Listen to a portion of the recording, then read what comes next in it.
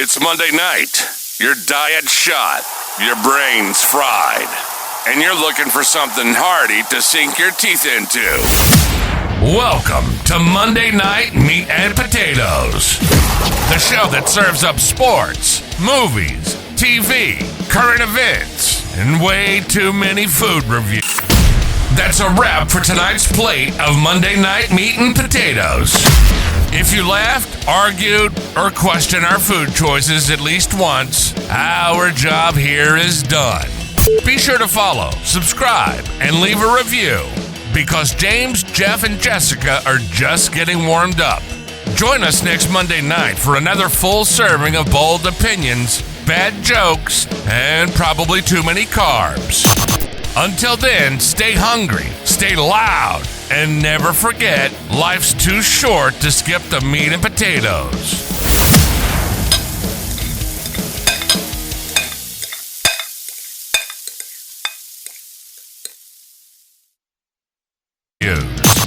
All with big appetites and even bigger opinions. Your hosts, James, Jeff, and Jessica, are here to dish out hot takes, questionable insights, and just the right amount of chaos to spice up your week. So loosen that belt, grab a fork, and dig in.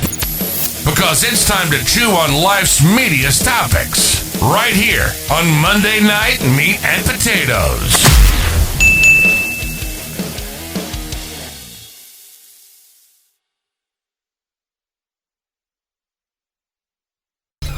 Well, at least there's 1/3 of the original host still here. That's me, James. We're going to have to fix our intro. We have new permanent hosts. We have my dad, Jeff, and our new host, Jessica.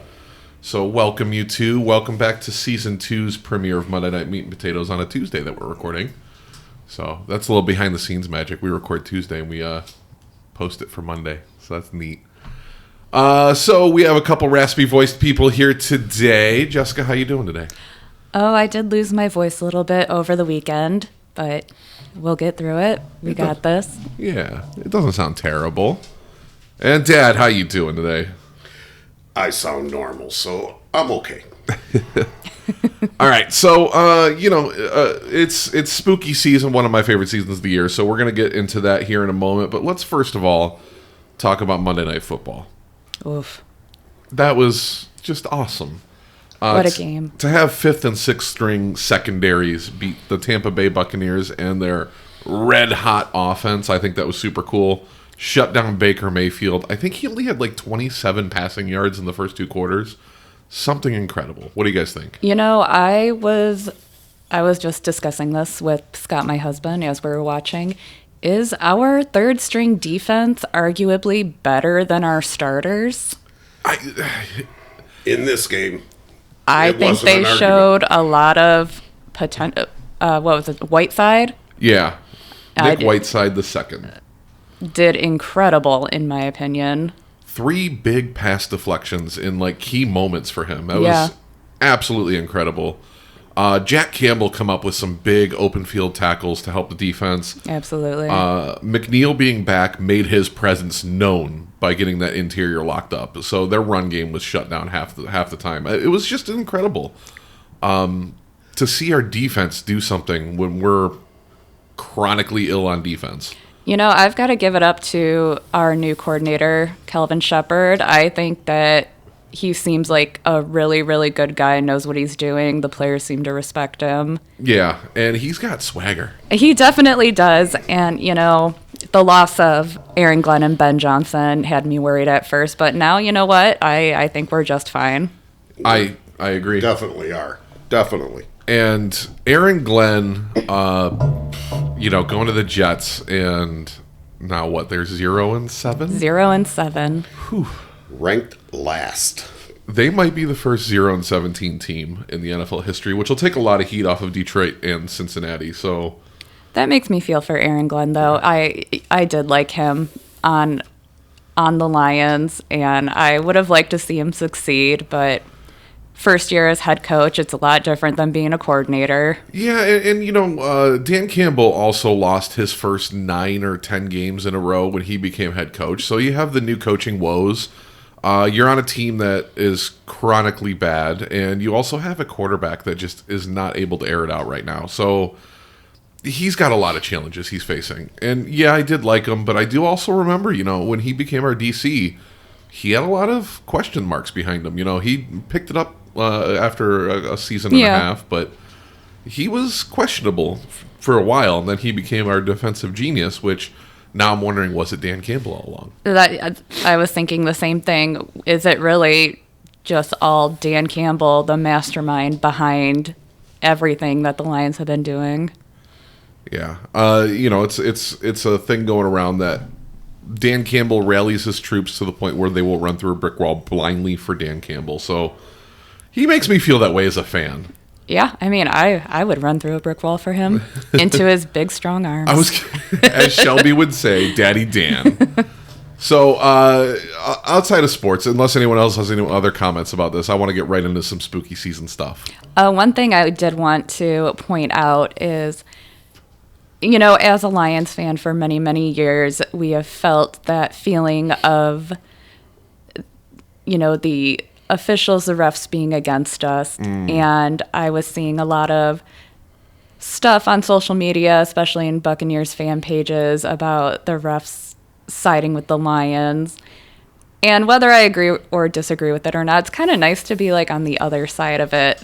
I completely agree. I even welcome the trash talk that we get. The Lions are favored by the refs, or even Lions hate because we've been such a bad team. We've always been the pity party team. Right. So to have people say oh yeah, the Lions have this in favor for, it's kind of nice because we've been so bad for so long that we've been the laughing stock, and everyone just felt bad for us. Mm-hmm. But the one play that they're bitching about the most is simply the interception that got turned over. When they overturned that play, it was the right call. Our guy clearly had possession of that ball. Yeah, and I don't remember which player it was on their team, but he did not have possession. He was kind of fumbling with it right onto the ground, and you could even see Baker Mayfield what the hell, The ball was behind his arm. It wasn't even in his hands.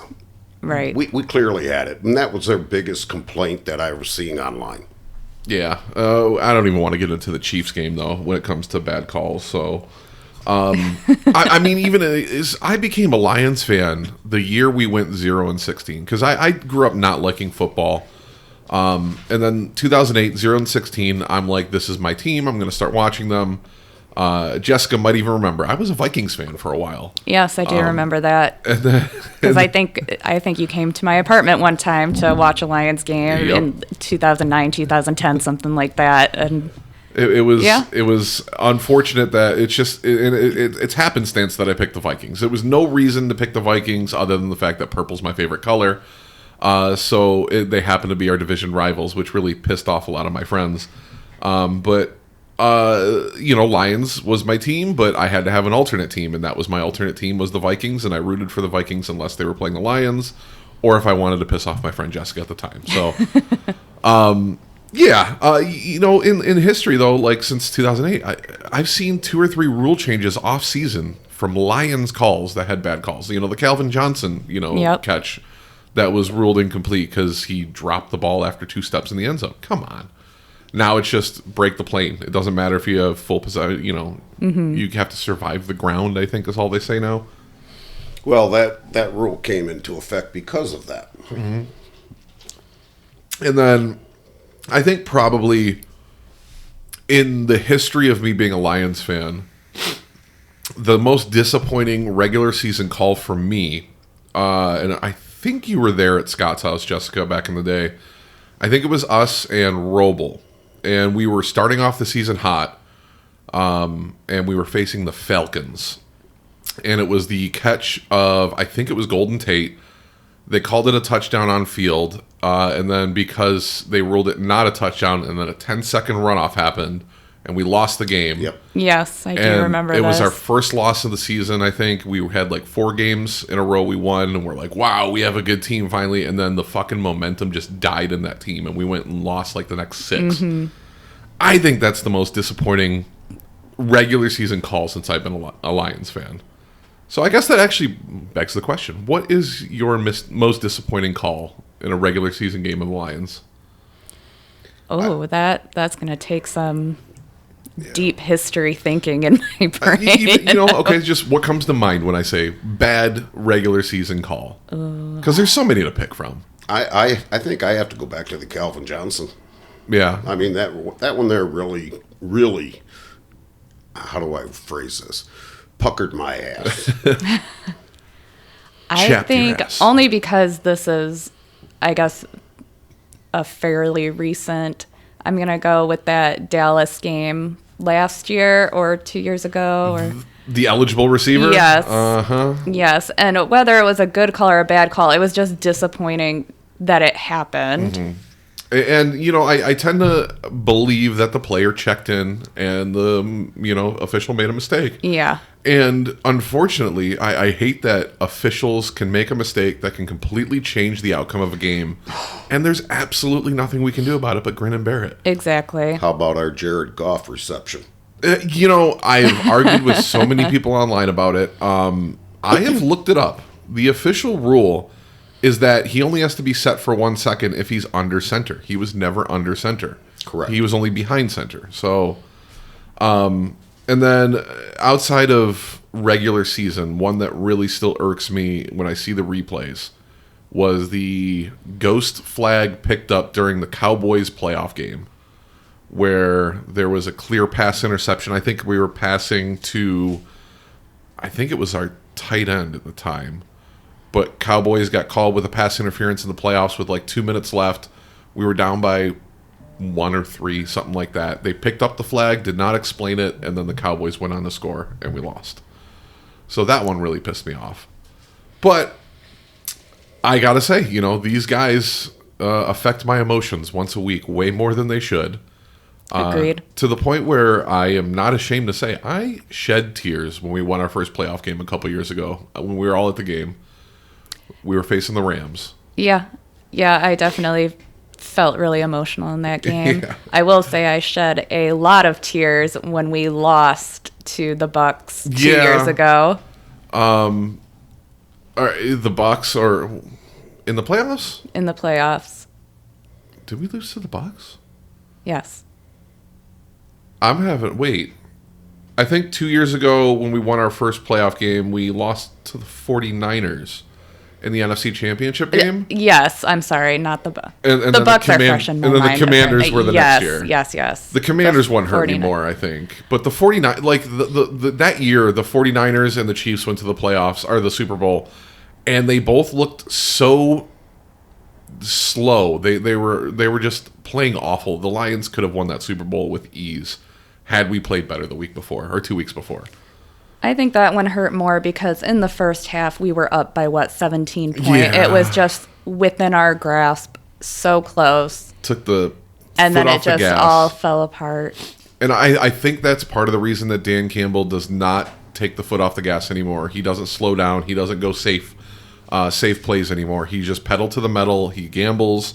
And I think that's part of the reason why is when you slow down your play for the safe plays, they can come back quickly. And then all of a sudden you're within a score, and then if they get it, you're playing from behind. And the whole momentum shift is just absolutely detrimental to the guy's self or esteem down there. So I would rather see the aggressive play anyway. Yeah, and I think it makes for more interesting football. It's definitely a much better, exciting game. Yeah, it keeps you on the edge of your seat. This isn't 11-year-olds playing where if you're up 3 scores, you don't rub it in their faces. You know, that's why mercy rules exist for child's leagues. But we're in the pros.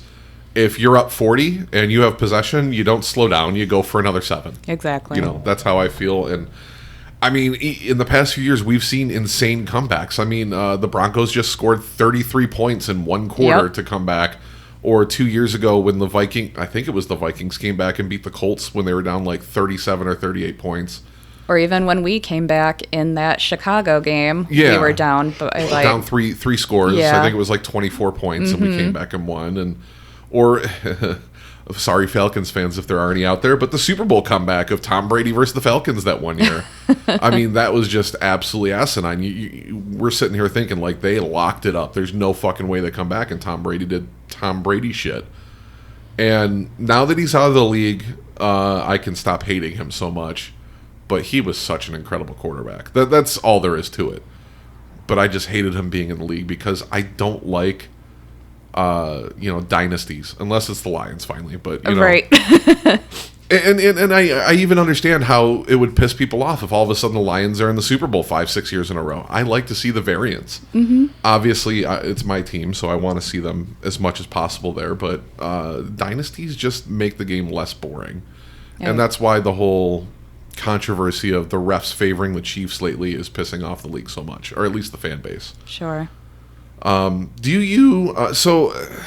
the NFL is not legally an entity of sports. It's an entertainment company. And that allows them to, technically, even though there's betting on it, they can make those calls without it being illegal. They can rig games because it's entertainment, not sports, and that's bullshit, in my opinion. I don't know. I thought from when that Jared Goff touchdown got called back, and I even said, ooh, Vegas isn't going to let that bet go through. Jared Goff first scoring touchdown. Even if someone put like $50 on that's just a huge payout. And how many people actually made that bet?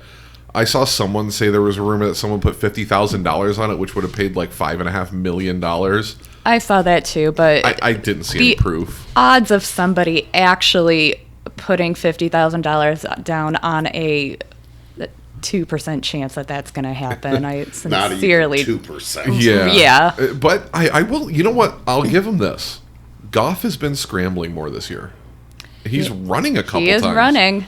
I think that man probably has 50 rushing yards this year. I think in this week's game, the over-under was at 5.5. 5.5 rushing yards for him? Yeah. Okay. So that's always fun. So we are going into a bye week, which is super cool. Gives our guys a couple weeks to rest. We have a couple injuries, and I think Brian Branch is going to come back with a vengeance and just kill it. So that'll be super cool. I really want to see Kirby Joseph back as well. I don't know how bad his injury is, though, so I haven't looked into that. Do you guys know? Last I checked, it was still just up in the air, questionable. Like, they thought he was getting better, but then it was... bothering him. What is it, his ankle? Yeah, I think so. Yeah. High ankle, I think. And that's always scary because a high ankle sprain can be 8 weeks, Right. But again, our organization's always been very secretive when it comes to injuries. Unless they're out for the season, we just don't know. Mm-hmm. We'll let you know when it comes time. Pretty much, I think that's every team nowadays. Yeah, and I think they do it for a reason. We also have, another week and a half left on the trade deadline, November 2nd, I want to say it is. Is there anything you want to see the Lions trade for in that time? Do you think we have any holes we need to fill right now, or do you think we're solid? After this week's defense showing, I'd say we're good. Yeah, if you would have asked me this 2 days ago, I would have said maybe a corner. Yeah, a corner or a safety, someone in the secondary to help out with these injuries and these penalties. Believe it or not, I got to go with probably one of our right guard, left guard, someone on the line offensively. And not because they're doing a bad job, but because we have no depth there. I wouldn't mind seeing someone there to give us a little more depth in case injuries do happen. Yeah, imagine if Penei Sewell got injured. Yeah, absolutely. And you would cry, and I would cry for you to cry. But that's your man, Yep. He just turned, 29, 30? I'll be 34 tomorrow. No, he did. Oh. I know you. I was like, what does my age have to do with it? Penei Sewell, Jessica's turning 34. Penei Sewell, if you like an older woman and your marriage doesn't work and my marriage doesn't work. It doesn't mean they can't work together for one night.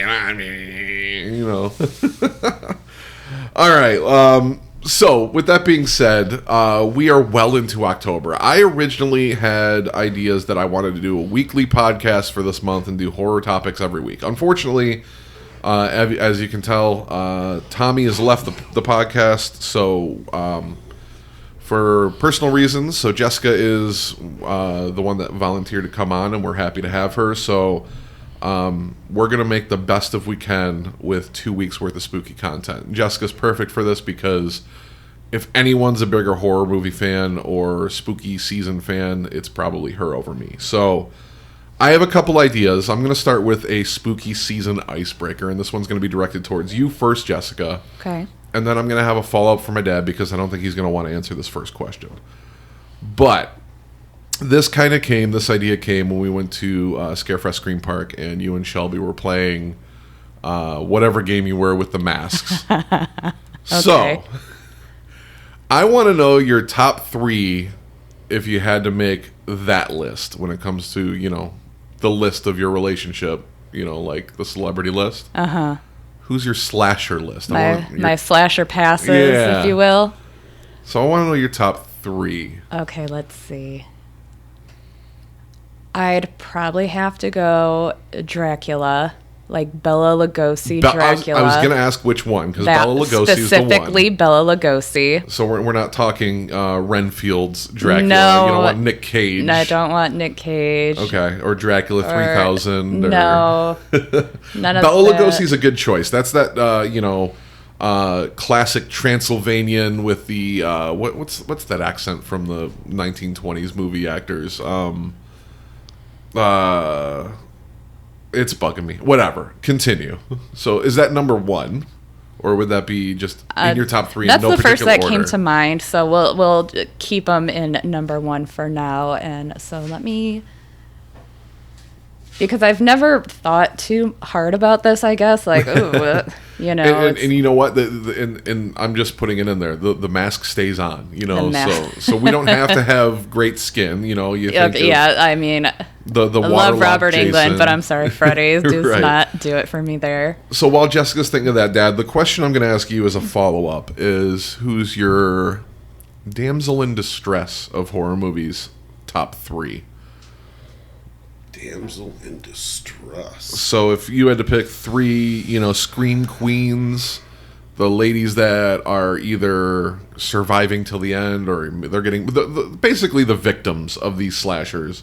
So, you have I'm having a complete mind fart. Like a final girl.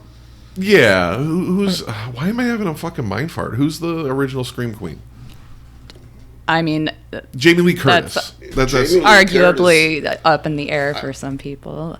But yeah, there's Jamie Lee Curtis. I there's have to go with Jamie Lee. And see, I think we talked about it. have. That dancing scene that everyone is obsessed with of her in that action movie. I think it's an Arnold Schwarzenegger movie. It is. that aerobics outfit. No, or- that's the John Travolta one. This is the one where she's in just a bra and underwear and she's dancing in the bedroom while the guy watches. They were spies. Oh, okay. And I asked Shelby this when we first started dating. What is the hottest movie scene that does not involve actual sex? And that's the one she brought up. I brought up the scene from Dusk Till Dawn where Selma Hayek's dancing. Yeah, that's a great scene. That's an awakening for a young James there. And then I find out, it makes it creepier though when you find out that the director. I'm sorry, my brain is mush today. I didn't sleep well last night. Quentin Tarantino. He purposely put himself in the scene that she is doing that dance where she puts her feet in the mouth. Mm-hmm. He made himself that actor where he got the feet in the mouth. Yep. So mine. While you guys are thinking, so he went Jamie Lee Curtis. I got my number 2. I'll give mine though. It's Courtney Cox from Scream. Courtney Cox from Scream. Okay. I will stand by and die on the hill that Courtney Cox is the better looking of the friends, and especially now that she undid some of her not so good plastic surgery. I think she's back on top. I think she's gorgeous. Oh, she is definitely a very beautiful woman. Yeah. I agree 100%. So who's your number 2? All right, Pyramid Head, Silent Hill. Awesome. So I just showed Shelby who that was yesterday. I got her a Halloween advent calendar in her boo basket. So every day it's just a little 1-inch figurine. And yesterday was Pyramid Head. Okay. And I'm like, who is that? Or she goes, who is that? I'm like, it's Pyramid Head. And is that True Lies? Is that what it is? True Lies. It's really loud though. So Pyramid Head, I showed her some scenes with him, and so that was super cool. She's like, you know who that is? I'm like, absolutely. So that is a solid choice. I'll give you that one. Yep. Okay, so that's 2. So while you were looking something up, since you probably are too old to multitask, have you come up with a second Scream Queen or damsel in distress from a horror movie? I'll give it to you in a second.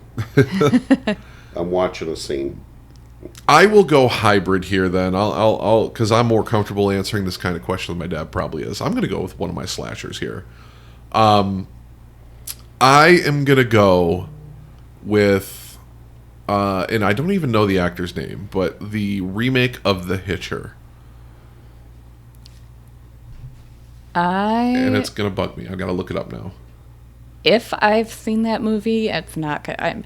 Keep in mind, I've seen a lot of movies, don't always remember them. That's not coming to mind for me. I liked the remake of The Hitcher. So it came out in 2007. It's a remake of an 80s movie, but, you know, it's pretty basic slasher. It's nothing crazy, breaking the mold or anything like that, but just a hitchhiker that decides to murder people that he's hitchhiking from. Okay. But Michael Bay was involved in that, and the guy that played the Hitcher was Sean Bean. So, okay, Sean Bean. Yeah. So that'll be my middle answer there. Dad, have you come up with one? No. What are you doing over there? I was finishing my scene. Oh my gosh. So while we're giving our answers, Jeff is watching the Jamie Lee Curtis dancing scene on YouTube. It's a good one. What can I say? Well, Jessica, do you have a third ready, or do you want me to answer my third? Go ahead and do your third. All right. I'm going to get shit for this probably, but I think I have become more attracted to this woman the older I get, and especially the older she gets, but I think she is highly intelligent. I think she's gorgeous. She plays a stupid role in a reality TV show, but I'm going to go with Paris Hilton from House of Wax. Excellent choice. And the older I get, like I said, the more you find out that Paris Hilton was playing a character in her reality, simple life and all that, yeah. It's just a character she played, and she is like a high IQ, intelligent, published woman. I'm going with her, though. I think she's beautiful. I think she got even more beautiful as she aged. Yeah, I completely agree. You know, and she was very beautiful in that one movie she acted in, One Night in Paris. Which, you know, might even be a little bit more hitting home for Jessica now that she is one. But, you know, speaking of, and I'm not going to get too far off topic, that spawned a lot of other celebrity sex tapes to use the same namesake. And the one that you should avoid watching at all costs is One Night in China. And that is the wrestler China. And X-Pac. And I'm not going to get too graphic here, but China's use of steroids caused her mythical beast lady part, the man in the boat, to be engorged to the point where... I remember this being a hot topic of conversation in elementary, middle school. Yeah, her lady part was so engorged from steroid use, it looked like a little peepee. And... that makes me question X-Pac's motives. I you know, no judgment if that's how you are, but I think it looked a little more than a little piece. it might have been bigger than some men. Let's leave it at that. Anyway. All right, you have a third? I think I've narrowed down my third, and just because, you know, everyone likes a little BDSM action, so I got to go with Pinhead. Okay. I mean, that's a solid choice. Did you like all of those movies, all the Hellraisers? Because I have a real hard time past 2. No, I do not like. Okay, do I own all of them? Yes. Have I watched all of them more than once? Yes. Fair. Are they good after the first 2? No. I can honestly say I've never finished even the first one. That is a very, very disappointing statement from you. Hellraiser is one of the coolest fucking, horror movie. Well, Hellraiser is an awesome horror movie. The whole, I mean, Jessica even has a tattoo from that movie. Yes. The something box. My brain is mush today. The lament configuration. The lament configuration and what they're the puzzle box, if you will. You have to finish that movie. It's got great lore. The story's amazing. Yes. The acting is a little cheesy at times, but that's what you get out of an 80s horror movie. And then watch the second one because I enjoy both equally. I especially like the second one because you get a little bit more in depth of inside their realm. Yeah, and I you like them equally. I might put number 2 a little bit above, and just because of that reason. Yeah. As much as I like movies like that, I'm surprised I never have finished one. Yeah. Shelby and I have been trying. We're failing miserably because we've just been so busy. But we're trying to do a horror movie a night for the entire month of October, and we both have one veto. Because if there's just one that's like, I am not watching that if I've seen it, or vice versa. But then we also have a one where you cannot veto. So like a solid choice. And so she has always had a problem with movies involving space. It gives her anxiety about space in general. But am using, because we haven't watched it yet, I'm going to use my you cannot null and void, you cannot veto this choice, but Event Horizon is going to be the one for her. So I love that movie. Have you seen that one?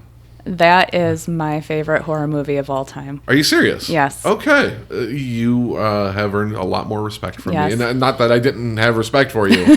I did not know that. Yes. I love that movie. If I've seen it, I wouldn't know it. Jeff, you are just bumming me out. You have to watch that movie. Like, literally, you must watch it. It is not overly gory. Denise could even watch that movie. And it has Lawrence Fishburne, Sam Neill.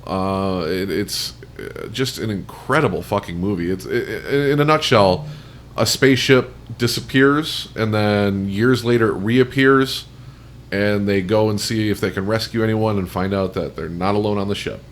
And that's all I'll give you. Yeah. Did they go into a sleep? Weren't they put asleep or something? Yes. I may have seen this movie. Because I believe when they go to travel to the ship is the Event Horizon, and I believe it shows them waking up in these little pod things. Yeah, because when they travel to where the ship is, they had to go into a stasis. Yes.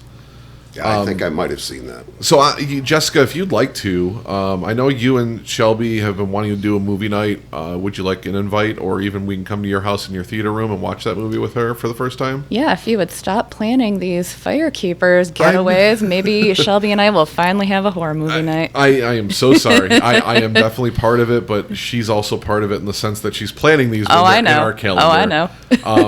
But, with my new job, having every other Friday off, I've just been taking 3.5-day weekends. I do not blame you. Yeah. So, I mean, that'll fizzle out. We're in what we call our travel era, and you and Scott get it. Mm-hmm. But we have planned 6 or 7 trips through the next year, and most of them are free because of my gambling addiction. Yeah, I would never expect anybody to not take a trip because you have a movie night. It's not that deep. But actually, like today, we're now we were going to do a cruise for my birthday, and I think we're changing it. I just got an email: free flight, free hotel, New Orleans. I'm like, okay. How do you turn that down? Yeah, leave on a Sunday, come back on a Thursday, completely free flight, completely free hotel room, and $1,000 to eat and play. So yeah, and 3 days in New Orleans, that's really all you need. You don't need a week there, anything too crazy. Definitely not. I've never spent any time there. I've been through it. Shelby's never been there. It's one of her bucket list items, and her, late father, that was a place that she and him always bonded over wanting to go, so it's going to be a sentimental and emotional trip. So it's like, why would we turn that down? It's almost fate. And, we're coming up on the year of his passing, so it's kind of just working out there. Yeah. Anyway. Jeff, do you have your your list? He hasn't been thinking at all. I'm tired. He's not forced to actually use his thoughts until the podcast comes back, so we got to give him a week or two to come back. So we'll just get into my next thing then here. I asked you both to think about your top 10 favorite horror movies. The reason I did that is we're going to have and it's just going to be you two because I'm going to keep track here. We're going to have a horror movie draft. So you guys will go back and forth drafting your top horror movies, but if one takes one that's on your list, it is no longer up for grabs. So that's kind of why I had Overkill, because we're only going to do 6. It's a good thing I have backups. So I'm going to make the old man think first. What is your first draft pick, number 1 horror movie, if you were picking a team? 13 Ghosts. 13 Ghosts is a solid choice. I'm assuming you're going with the remake from the early 2000s with Matt Lillard and that crew. 2001. 2001. Okay. That is an incredible movie. Jessica, was that by chance on your list? Yes, it was. So hopefully not too high on your list, but that one does eliminate it for you. So let's talk about it. 13 Ghosts, what makes that your favorite horror movie? I saw that in theaters with you. That was one of the first memories of going to the movie with Dad that I have, was seeing 13 Ghosts, and I think Denise came with us. She didn't watch it, but she was there. Yes, and that's how I found out Denise was a little avoidant of gore. So tell me about why that's your number 1 pick. I think you already know the answer. The greatest scene in the entire movie. If you're going with the big dead titties, I'm going to be very disappointed. She had nice titties, but no. Can you think of another movie where a ghost had nicer titties? No. I can think of a movie where a dead person had a nicer pair of titties. It's not a ghost. Bad Boys. When Martin Lawrence gets in lays next to the cadaver. He's like, you tell my wife about this? What am I going to do with these big-ass dead titties? Now, the scene where the lawyer gets split in half by the glass, that is, for me, that just made the whole movie. Very good scene. Reminiscent. It came out, I think, before the original Resident Evil movie by probably a year or two. But it does remind me of, and again, that's Lawrence Fishburne coming back up, when they are trapped in the laser grid room. And the lasers are going through and chopping everyone up. And then he's about to avoid it. And he jumps up, pulls himself up into a horizontal pose.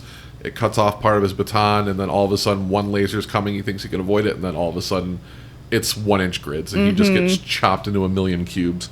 Reminds me of that. But yes, that would probably be one of the more memorable scenes from 13 Ghosts for me. Who is your favorite ghosts out of that movie?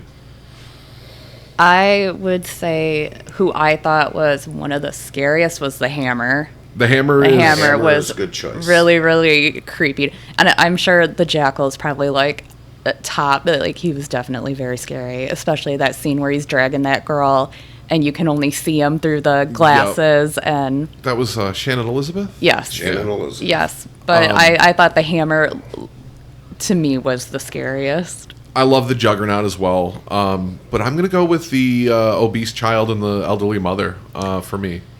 Really, all of them. I would love to know more lore and backstories, and I've heard rumors of a TV show for years. As well. And it pops up every now and then that they greenlit it, and then that's find out it's fake. But I will say one of the things that were cool about DVDs back in the day was all the extras and the bonuses and all that. Yeah. And if you had 13 Ghosts on DVD, which I did, it did give a little backstory and picture of each ghost, so that was kind of cool. So yeah, that is a solid first pick.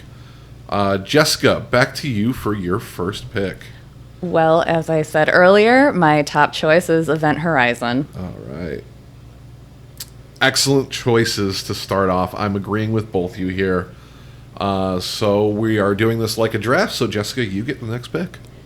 So are we, is this like, we're just drafting like what is this draft doing? It's more or less because you guys can't pick the same movie over again. Okay. At the end, we're just going to discuss and see who drafted the better team. Okay, so No, I don't have these in like a particular 1 through 10 order, so like I wouldn't call this my number 2. I just made this my number 2. Night of the Demons. I am not familiar with that one. It's an 80s movie. Okay. So it's basically about, high school kids having a Halloween party, and there's a girl named Angela. She's a demon, and slowly some of these kids start turning into demons. Okay. It is such a fun 80s camp movie. There is a scene where Angela just does this little dance at the fireplace and everyone's entranced by her. A girl shoves a tube of lipstick into her nipple at one point. Okay. And this was one of the 6 movies my dad had on VHS growing up. So going to his house every other weekend, you pick a movie out. 1 out of 6 times it was Night of the Demons. And I enjoyed it every single time. So I'll have to check it out. I'll have to see if I can get it on my Plex, unless Scott has it, which if you love it as much as you do, maybe he's done it for you already and I can just watch it. But I will check that out. Now, so it's demonic. Is it more of like a supernatural type horror? Is it slasher? Is like what would you rank it? I would say more like supernatural, little gory, not too bad, I guess.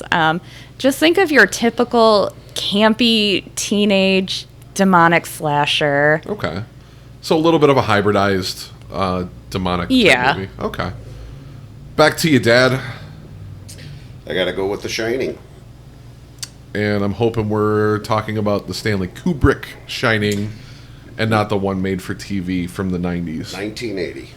Kubrick. Great choice. Again, I'm going to name drop her a lot because Shelby lived under a very protective, my comfort movies are all I watch, and I'll even get on this for a second here in a moment. I took her to see The Shining in theaters when it did a big screen rewind about 4 or 5 months ago for her to see The Shining for the first time all the way through. And seeing it, any time one of your favorite movies is on the big screen, it's just a wonderful time. Scott and Jessica a little bit less because they have an incredible theater room. But the experience of seeing a movie in its, I guess, glory. Oh no, I can't argue that. So seeing one of your favorite films at the movie theater it's just always gonna be a good time. Yeah. And it's an excuse to have popcorn. Which, I don't know if maybe I'm just becoming less akin to it, but I feel like I liked movie theater popcorn a lot when I was younger, and maybe it's just not as good. Maybe it's they're using cheaper fake butter. GMOs maybe is the problem. I don't know. They don't have fine salt, which is a big thing like Showcase Cinemas used to have, or Star. It's not an issue for me. Yeah, I know. You bought some and you bring it with you because you're that guy. But yeah, The Shining is just such a great movie. I just finally got through a few months ago the sequel, the follow-up. Dr. Sleep. Dr. Sleep. And, I was always afraid to watch it because when you make a sequel with that far in between movies, typically they're not good. But at the same time, it's based on something written by Stephen King. So if it's done well, and I ended up loving it. I thought it was incredible. And Stephen King was not a fan of that movie. Which one? The Shining? Yeah. I didn't know that. I have been to the actual location where the Overlook Hotel is in Colorado, so that was super cool. Have you and Scott done Colorado yet? No, not yet. Will that be on your list if you get there? If it's near where you are, is to go see it? I mean, if it's near, probably. Yeah. Because, even when we went to Maine, we did the Stephen King tour and went to his house. So yeah, and any chance I can get to sneak something spooky related in. Absolutely. I actually just showed Shelby again the remake of Carrie. She just watched it for the first time when we were in Firekeepers. Okay. And you know what? It gets a lot of negative reviews, but I didn't think it was terrible. It's not super rewatchable, but I thought it was okay. Now, the remake with Chloe Grace Moretz, Yeah. I just think is way too attractive of an actor to play Carrie. You know, in the book, she's supposed to be like fat, ugly, greasy, acne. Yeah, and that's And then how you've it got went. Chloe. Don't try to tell me Chloe Grace Moretz is being bullied for being fat, ugly. You know, Right. The remake cost more to make than it took in revenues. I didn't know that either. I did. I looked it up today. So, Because Carrie was on my list. was Carrie Stephen King's first book? yes, Yeah. yes. So you know, and again, it's not a polished gem, but it has a good story. And Julianne Moore, I think, was the best part of the remake. You know, playing As the mom. mother. Yeah, I thought she nailed that role. Some of it though, you know, was stupid to change for the modern day. So yeah, I mean, I'd give it like a C minus. It's okay. But when I was talking about a moment ago about Shelby being very much into her comfort movies, when I tell you that she will rewatch a movie over and over, I mean when we went to our Alaskan cruise, which on a cruise ship you have very limited on-demand movies to watch. She watched Sweet Home Alabama 4 times in 1 week. 4 times. Almost a fifth, but I refuse to let it go. The on movie again. with Reese Witherspoon. Yes. And you know, it's not a bad movie, but I can't watch it twice in a week, let alone 4 It's times. very cheesy. I think I saw that in theaters, and I have never watched it again. It's a cute rom-com, but Yeah. it's not, you know, it's not got the rewatchability, but Shelby will, when she is in a bad mood or, you know, not having the greatest day, like, she's going to put on Practical Magic. It's going to happen. I know it's going to happen. That movie is on the TV in my house once a month at minimum. So I think, and this is just, I think it's more of it's not only comfort, but an anxiety thing, where new movies are more anxiety inducing than just watching something that she knows Oh, definitely. every word of. But I think a lot of us have movies that we can never get bored of. So, and I'll say one of them for me is This Is 40. I don't know why. It's just such a real relationship. But getting off topic here, Dad, it's back to you for your next pick. The Thing. Okay. Oh, John Carpenter's. John Carpenter. Okay. A movie that I have only seen once and have not watched in probably 15 or 20 years. I remember it being great. I remember the movie. I know what it's about. But I couldn't tell you much about it. It actually came out before you were born. Yeah, it was 1980 something. 82. Yeah. Yeah, I know I've seen it. I know I like it. I know there's a dog in it. In the beginning. Yeah. and you know, just based on the fact that I've written many horror trivias, I also see these tidbits and Easter eggs and things like that. If you pay attention after you know the twist in that movie, is that apparently right in the first couple minutes of the movie you can see what the twist is and what the thing is. I've read, this was floating around on the internet somewhere, maybe Reddit is where I came across it. Someone had rewritten the entire movie from the Thing's point of view. Interesting. It was really good. So whatever fan fiction, whatever writer out there in the world, great twist to the story. I used to love fan fiction, you know, and I read a lot of Harry Potter fan fiction and things like that. But I still got to give it that one of the worst fan fiction turned reality is the fact that, and we've talked about this before, that 9/11 is directly responsible for 50 Shades of Grey. Yeah. Yes. I have never seen that And My movie. Chemical Romance. Yeah, so I mean, do you know the story, Dad? I know the story. I've never seen the movie.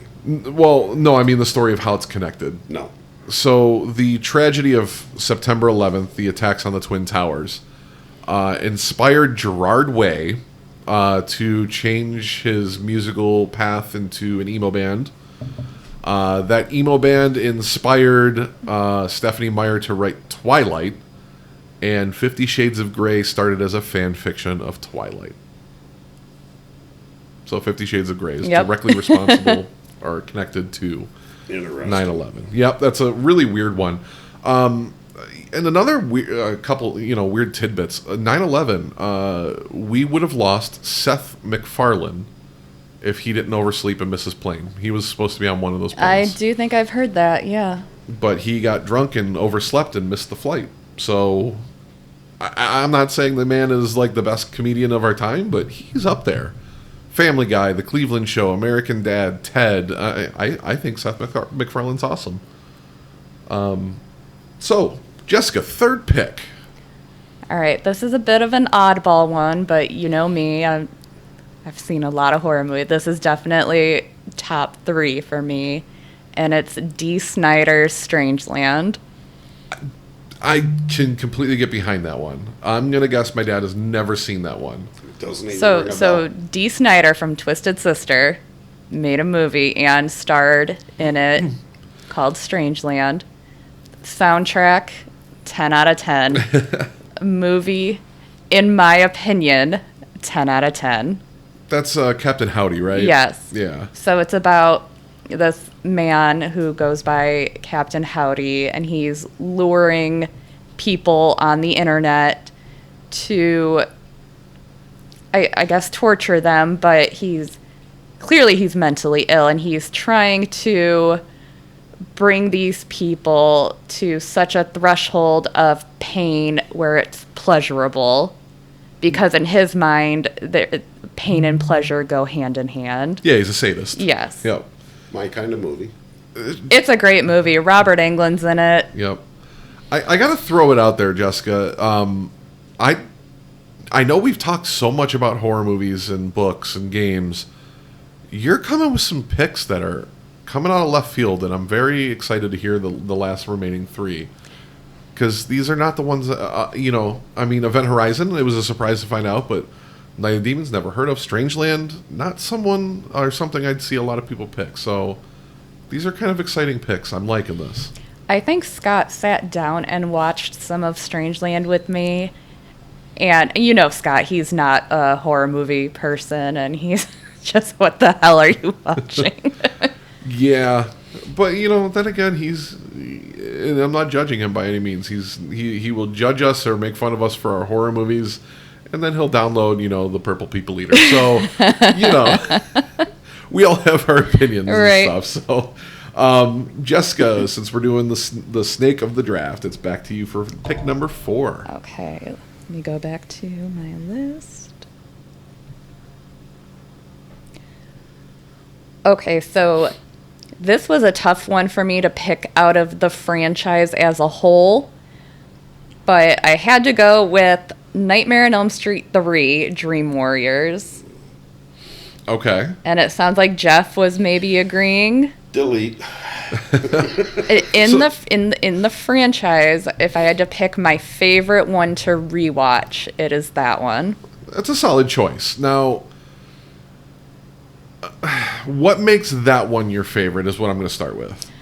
So, to me, Freddy Krueger is just such an iconic character. And I would say, not counting number 2, because I would put that as the worst one. I thought 3 on is where he became a little more goofy with his one-liners and, where he comes out of the TV and it's prime time, bitch. Yeah. That just made me love those movies. Nightmare on Elm Street, the original, of course, it's one of the best ones in the franchise. It's a great movie. I love that character. But I think the third one, the kills, I thought were interesting to me. It was just fun. It's a fun one for me. And see, number 1, I do agree, number 2 being the weakest of the franchise. Number 1 is probably in the bottom half for me.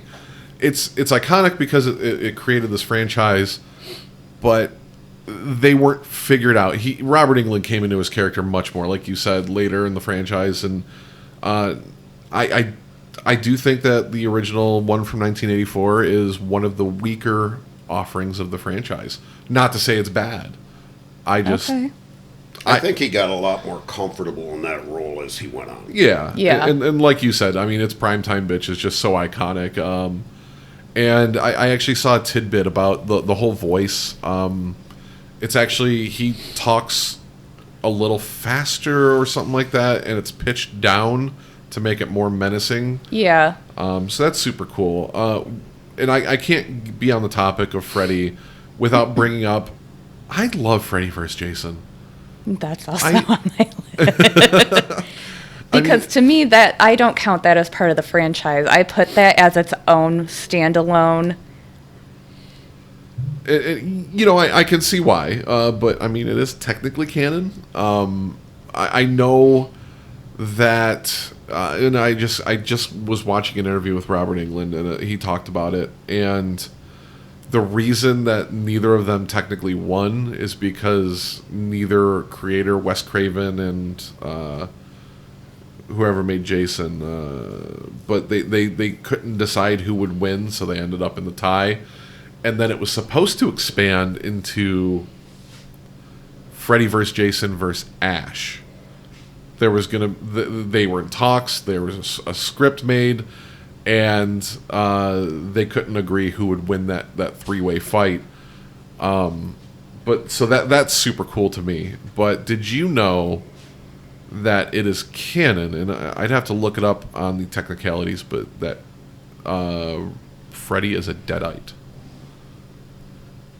No. And where's this coming from? You know what? We'll talk about it off air. Okay. But I watched this video. I looked it up and Googled it just to make sure. But because of this whole Ash versus Freddy versus Jason and the script that was coming, and in a nutshell, it's canon that Freddy is supposed to be a Deadite. Okay, well, I'll look into that further, just so we don't get so off topic. Yeah, definitely. So that's. But yeah, Nightmare on Elm Street 3, Dream Warriors, my favorite Nightmare on Elm Street movie. And what do you think about the 2010 Nightmare on Elm Street? I think when I first watched it, I went into it with the mindset of maybe comparing them a little too harshly and didn't give it a fair shot. So I'm going to rewatch it again, but I remember my initial thoughts. Nobody can replace Robert Englund for me. I did not want a new Freddy Krueger. I did not want a spin on his story. So maybe I'll try it again one day, but... Yeah, if you get past a couple of things, I didn't hate it. Again, it's one of those, the rewatchability ain't there much, but some of the kills in that one are really cool in my opinion. So I think that's what saves it for me. But that's all I got there. Dad, back to you for pick number 4. The Exorcist. Okay. 1973. No, that's a great choice. See, my choices, I knew I was going to be fairly safe and not have what you have, because I went old school, where you are many years forward from where I'm looking. I mean, she's picking movies from the 80s. I mean, I think every movie you picked except for Event Horizon is an 80s movie, so... Yeah, and I was going off of my choices on... I don't have The Exorcist on my list, but I would say that's one of the greatest horror movies of all time, period. And I wasn't there. We weren't there when it came out, but the absolute fear it put into actual people when that movie came out, Sure. Like just absolute terrified people. Nowadays, it would be a cartoon. I mean, it's so much different when that came out compared to what you two get to see now. Yeah. In the time, it was just dramatic to so many people. Yeah, and it did things that today would be very hard to get in a movie theater. Particularly, I'm sure we're all thinking about it. The scene with the crucifix. Yes. To have a child portray that, I mean, that would be very difficult. The shock of something so vulgar for the times. And you got to think, too, especially, back then, religion is different now than back then. I would say people were more. It was more prominent in the 70s. And to see something like that, I'm sure there's people who do believe that that kind of stuff is real and exorcisms are happening. And did you guys ever see the Blair Witch Project? of course, Never seen it. Believe it or not, I have never seen that movie.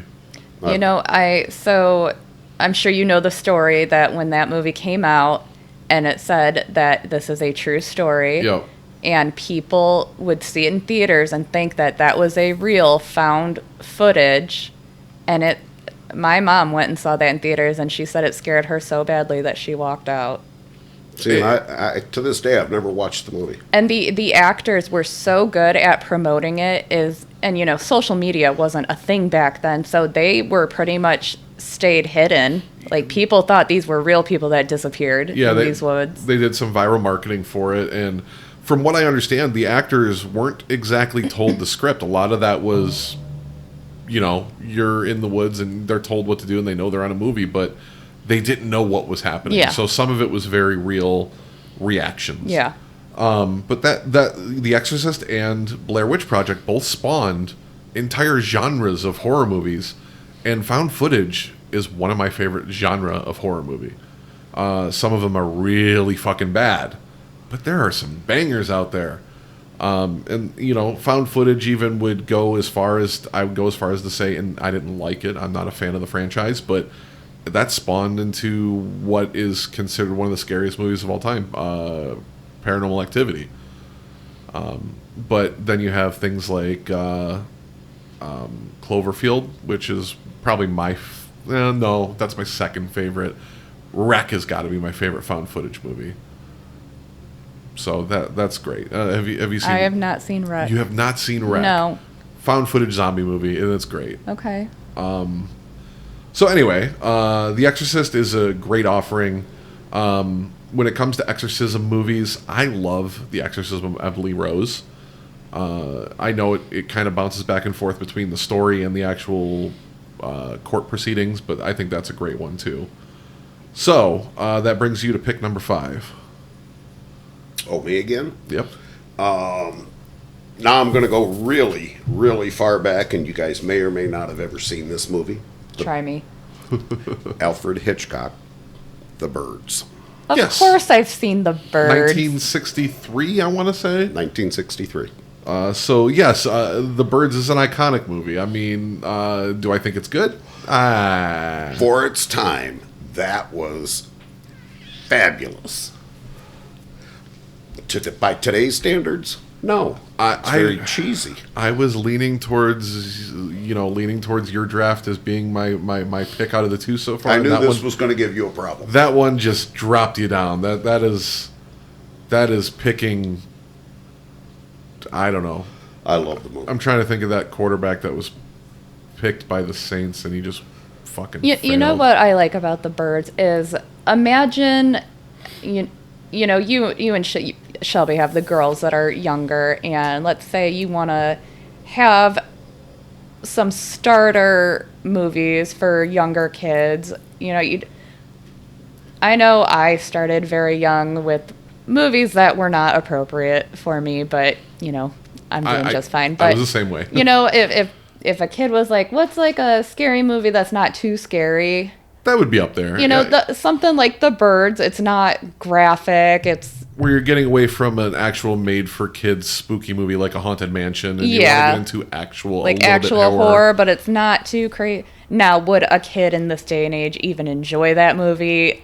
It's a toss-up. That's probably not. Hard to say. But growing up, I was not forebode from seeing anything, and it actually goes back to his pick before this, The Exorcist. I saw that at my friend Cody Hudson's house when I was 8 or 9 years old, and his mom goes, "Is there anything he can't watch?" And my dad goes, "He can watch anything but pornographic movies." And I didn't talk that way back then. Whatever, it's still funnier. So The Exorcist I saw when I was 8 or 9, and it scared the absolute living shit out of me at that age. So yeah, I can agree with you on that sentiment, but The Birds overall today, I wouldn't watch it again. Like I said, I knew you guys would have an issue with that one. Hey, so I much don't of it. judge any picks. If it's a horror movie, I'll watch it. So, Jessica, pick number 5. All right, this is another oddball. But so this is a fairly newer movie that I just watched scrolling on, trying to pick something. Incident in a Ghostland. You're throwing another movie at me I don't know. This was probably one of the scariest movies I have ever seen. Incident in a Ghostland. Yes. Okay, tell me about it. So I can't really say too much because I don't want to give away a lot. But it's about a family who gets attacked by some intruders. And I'm just going to leave it at that because delving into the story will give away some things that I don't want to give it away. Psychological How new horror. is this movie? 2018. Yeah. So it also goes by just Ghostland, it looks like. Yeah, when I found it was called Incident in a Ghostland. Yeah, But no, yes, I've seen it also called Ghostland. I recommend this to anyone who asks me for a movie to watch that it's not popular. Maybe one has never seen it all day. It looks like this was filmed in French. Oh no, it says English, but it also has a French version because it was made by a French-Canadian filmmaker. So super cool. It won the Festival International du Film Fantastique des Gardemar, French word. So I'll add that to my list. Would this be if you were just picking your top? So you said one of the scariest. One of the movies scariest movies I've ever seen. Okay. I'm very interested because I usually respect your picks on horror movies. So I'm going to add that to my list of watches. And I'll just say this: there's a twist that I did not see coming. Okay. Speaking of twists, I watched this movie with you, Jessica. One of my favorite twists in horror movies was The Boy. Ah, yes. And have you seen The Boy? Go into that completely blind. That was a fun one. The twist at the end was super cool. So that brings up your final pick, Jessica. What's your 6th round pick in this draft? 6th round pick. Well, I gotta do a 6th? Yep. Ooh. I picked 6. It was a weird number. I picked it. Okay, so now I have 10 listed. Having to narrow this down. Like I said, I didn't put these in a specific order, so I'm just gonna wing it off my list here because I'm feeling really good about it. I've seen this movie so many times. Wishmaster. Great choice. And one of the things I love about this movie is the little cameos from so many iconic horror actors. You've got Tony Todd, you've got Kane Hodder. Such a good movie. And I got to meet the actor who played the Wishmaster at a horror convention. He was super cool. I think he hit on me. But, I'm going to go out on a limb and say this is probably another movie my dad has never seen. Nope. So that is loosely based on a type of entity called a djinn. Yeah, like a genie, But like an evil one. Yeah. What am I hearing? It's my phone. Oh, your phone's vibrating. I'm like, something weird is happening. Do you need to pause and take a call? No, I'm getting a FaceTime. Okay. Tommy Jr. So that brings up your final pick in this draft, Father. I am gonna go with the original Saw because we didn't know what to expect. After that, it goes downhill. See, and I think you solidified me picking Jessica's draft over yours, even though I haven't even seen 2 of her movies. I am very critical of the Saw franchise as a whole, and I think the first one is one of the weaker offerings. First watch through, it had some parts that were, the twistiness and I don't know what's coming, and of course the scene of, and it didn't even get too graphic, of him cutting off his foot and all that kind of stuff, but I'm just not a huge fan of Saw as a franchise. I don't know. See, I disagree. I think the first one is the best one of the franchise. And my favorite would be the second one. So I also can say that their spin-off movie that came out a couple years ago, Spiral, with Chris Rock, Terrible. was just awful. Terrible. Absolutely fucking awful. Have you seen that one? Nope. Don't bother. Yeah, Chris Rock plays a detective, and it ties into it, and it's just horrible. No, I think Saw is a good choice. I went and saw that in theaters, and I loved it when I went and saw it. Yeah, when I seen the original, that was in the theaters. Yeah, and I respect what they did, and it's just I think the movie franchises that are they grow into the just what creative grotesque way can we kill off these people, they lose their charm for me. And again, Saw 1, the original, did not do that, but the contraptions and the kills get so out there. I put Final Destination in that. The first two are great. The new one I liked, Bloodlines, but a lot of the in-between ones from there to now I didn't care for. See, I thought Bloodline was kind of boring. Yeah, well, I mean, that you're entitled to your opinion, but you're wrong, and I hate you, so... Another thing I'll say about Saw is I'm one who loves a good movie score, especially horror movies. And I liked the score in Saw. Okay. And I think it sucks that these new horror movies nowadays don't give you that creepy score like Halloween, Nightmare on Elm Street, The Exorcist. I thought that plays a big part in setting the tone of the movie. Absolutely. And you don't have many horror movies nowadays that have a song or a tune or a jingle or anything that is just iconic to the point where it gives you chills just to hear it, Agreed. I think it's Paul Oakenfold that did Tubular Bells, which is the theme to The Exorcist. That was not a horror song. It was just this melodic... No, but you hear it now and you know exactly where it's from. Halloween being another very iconic, horror score. But I love soundtracks in general. I, as a vinyl record collector, I probably have 40 soundtracks just because I think they're incredible. Sure. So I'm going to throw a couple movies at you guys that would be on my draft if I was part of this. Okay. And I'm just curious your opinions on these. My all-time overall favorite horror movie is The Descent. See, okay, I had that on my list Okay. So did I. because I would say in terms of jump scares, there's a time and place for it. And I don't like when movies overuse jump scares. And I thought The Descent did it perfect. I agree. And it also combines multiple fears into a horror movie. You have claustrophobia of spelunking. You have monsters. You also have betrayal. Yeah. I mean, there's a lot to it that is just not, I'm a one-dimensional horror movie. Now, the next couple I'll say are, there's various reasons for it. The Mist is one of mine. Which one?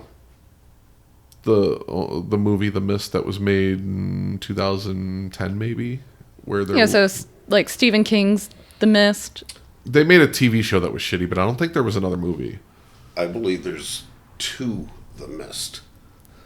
Are you thinking of the Fog by chance? I only know of one Mist. Same. And that one is a pretty typical monster movie, but again, I think it adds that claustrophobia because you're locked in a grocery store. Yeah. But the ending, for me, is just incredible. I know a lot of people are... Ending was grim. Yes. Very grim. And that's not how Stephen King ended the story. No, but I think he went on to say that he actually preferred that ending and wish he would have came up with that himself. Yep. So that is one of my choices. And then I have two more. Okay. One of them is...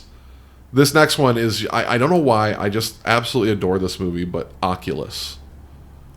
Okay, so I remember seeing Oculus. I don't remember anything about it, but as a big fan of Mike Flanagan and all he's been doing lately, I need to go back and rewatch it. Rewatch it. Have you seen Oculus, Dad? I don't know. Now that's got your girl, right?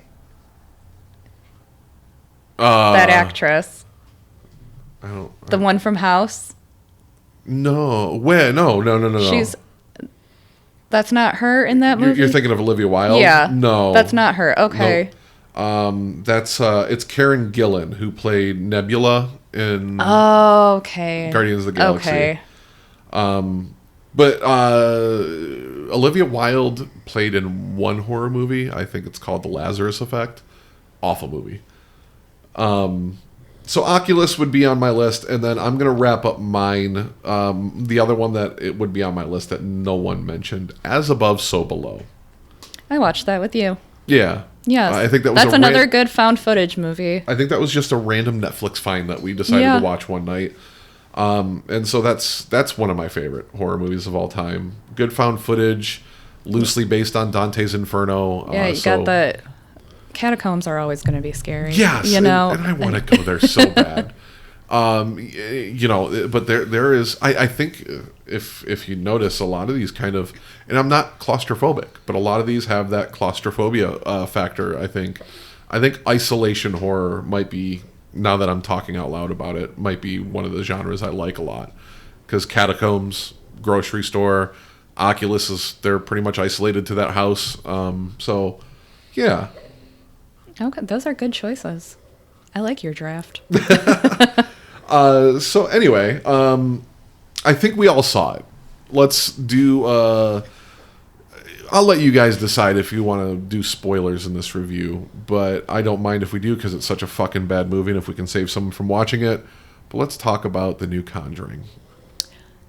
Because I think you all saw it together, right? Yes. Yes. And Shelby and I watched it last week, and I am just so disappointed. Yeah, as a franchise, I enjoy those movies. This one was so bad. Very predictable. Very predictable, and just I don't know. I'm trying to word this in a way where it's not giving up too much spoilers, I guess. The popcorn was good. How's that? I don't know. To me, it got away from the charm of the original Conjuring movie, because I thought the first two were pretty scary. Yeah. And going back to inappropriate use of jump scares, that movie tried. Yeah. To use, but failed. But in the first one, has one of the best jump scares in all of cinema history, in my opinion. The wardrobe. Yeah, definitely. That I don't jump easily, and that one got me a little bit when I saw it in theaters. See, before we went and seen it, I binged watched that entire Yes. all of them Yeah. prior to going, and then when I got there to watch the third one, I was like, I could have went and took a nap. So that's The Devil Made Me Do It. I thought that one was lacking compared to the other two, but still good. I still enjoyed it. This last one, I will never watch that movie again. Yeah, there was not only so many plot holes, like, without giving any spoilers away to any real plot lines, but, like, the girl pukes up fucking a gallon of blood and glass, and they rush her to the hospital just for her to be back in the next scene without explanation of what happened or anything. Yeah, like, and you're telling me her internal organs just healed? Yeah. It was miraculous. The CGI was so awful. The spinning mirror. I literally laughed out loud when it happened. You got to rank those movies in the order they came out, because I think that's from good to bad. Just going. I'd agree with that. It's dead last, and I'm not counting, the Annabelles or the Nuns, any of those. I'm counting strictly the Conjuring movies. Right. And if we went in the whole universe, I'd still say it's probably the worst in my opinion. And I'm going to go on to critique some other, like, why is Annabelle in that movie? It wasn't needed. They always just got to show their little room of toys that they've collected. Yeah, and I gotta say, like, the scariest part of that movie, and if you can even call it scary, was the fucking axe murdering hillbilly. He was creepy looking. I'll give him that. Yeah, but I didn't think anything in that that movie added was scary. no part to the. It doesn't add there was no anything. concrete storyline to. Right. There was just so much happening. And this is supposed to be the haunt that made the Warrens retire. Yeah. So it's supposed to be the worst, the scariest, the most frightening, the evilest, if you will. But in real life, I mean, now you have that comedian Matt Rife now is in possession of the house and collection for a while. Mm-hmm. So maybe 2026 will have some things happen that'll bring back a movie franchise. Matt Rife. Now, he said, and I don't know if it's true, but he said he wants to turn it into an Airbnb. I will absolutely do my damnedest if there's a lottery or pay. I will try and stay in that fucking house. Would you do it? I don't necessarily believe in ghosts, but I also don't go out of my way to find out if they're real. I completely so I understand. don't know. Ask me if it's ever presented as something that I could actually consider, and then I'll answer you. We tried to stay at a hotel. Yeah, We weren't allowed. When we were in Milwaukee, I picked a random hotel that was just good price and good reviews. It was the Ambassador Hotel in Milwaukee, and we rolled up to this place. I'm like, this looks like a historic hotel. Looked it up. Jeffrey Dahmer's first victim was taken there. Yes, you've told me that. And we asked if we could stay in the room, and they acted like that room doesn't even exist. There's no number on the door. It's just up on the floor, no number, nothing around it. They won't even let you go in. And I would have stayed in that room. I definitely would have stayed in there. But I don't necessarily believe in the supernatural, but I do poke the bear. Yeah, I don't seek it out to prove myself wrong that it is, See, like when Shelby and I went to Vegas for the first time, which was just a few months after you and Scott got married, we did Zach Baggins' Haunted Museum. Mm-hmm. And they have like the Dybbuk box, and they have what is supposed to be like an Annabelle haunted doll. Yeah. And you walk into this room and they say, don't look in the eyes, and you say hi and you say bye to close it. And I lean up and stare at this doll in the eyes, and I'm like, what you got, bitch? And I'm just fucking talking shit to this haunted doll. And again, do I believe in it? No. But I will tell you that for 3 or 4 months, I had recurring vivid nightmares for months until Shelby brought a dream candle and lit that shit. And is it all in my head? Very well could be. But I'll tell you that I had fucking historically vivid, scary fucking nightmares. But I'm also weird in the fact that I like nightmares because it's like living through a horror movie. So if I have a nightmare, which I haven't had one in probably 20 years, I want to go back to sleep and finish it. Yeah. It's like waking up halfway through a movie sometimes. Right. It's like, I want to see how that played out. But I also have died in my nightmares quite a bit. And they say if you die in there, but obviously if you that's die not... in your dreams, you die for real. Right. So, that is all I really have. Do you guys have anything before we get into our food portion of today's episode? Just real quick question for you guys, and just off the top of your head, if you had to pick, Yes. Oh. what would you say is your guilty pleasure horror movie? Like it's bad, but you just love it. That's a good question. And if you need a minute to think, I'll give you mine. I do need a minute to think, so let's hear yours. Okay, and I know this is not a good movie, but The People Under the Stairs, Okay. I would say, is a guilty pleasure horror movie for me. I haven't seen that. You haven't seen it, Jeff? Oh, you seen have. it. Okay. I haven't seen it in a long, long It's just time. one of those movies.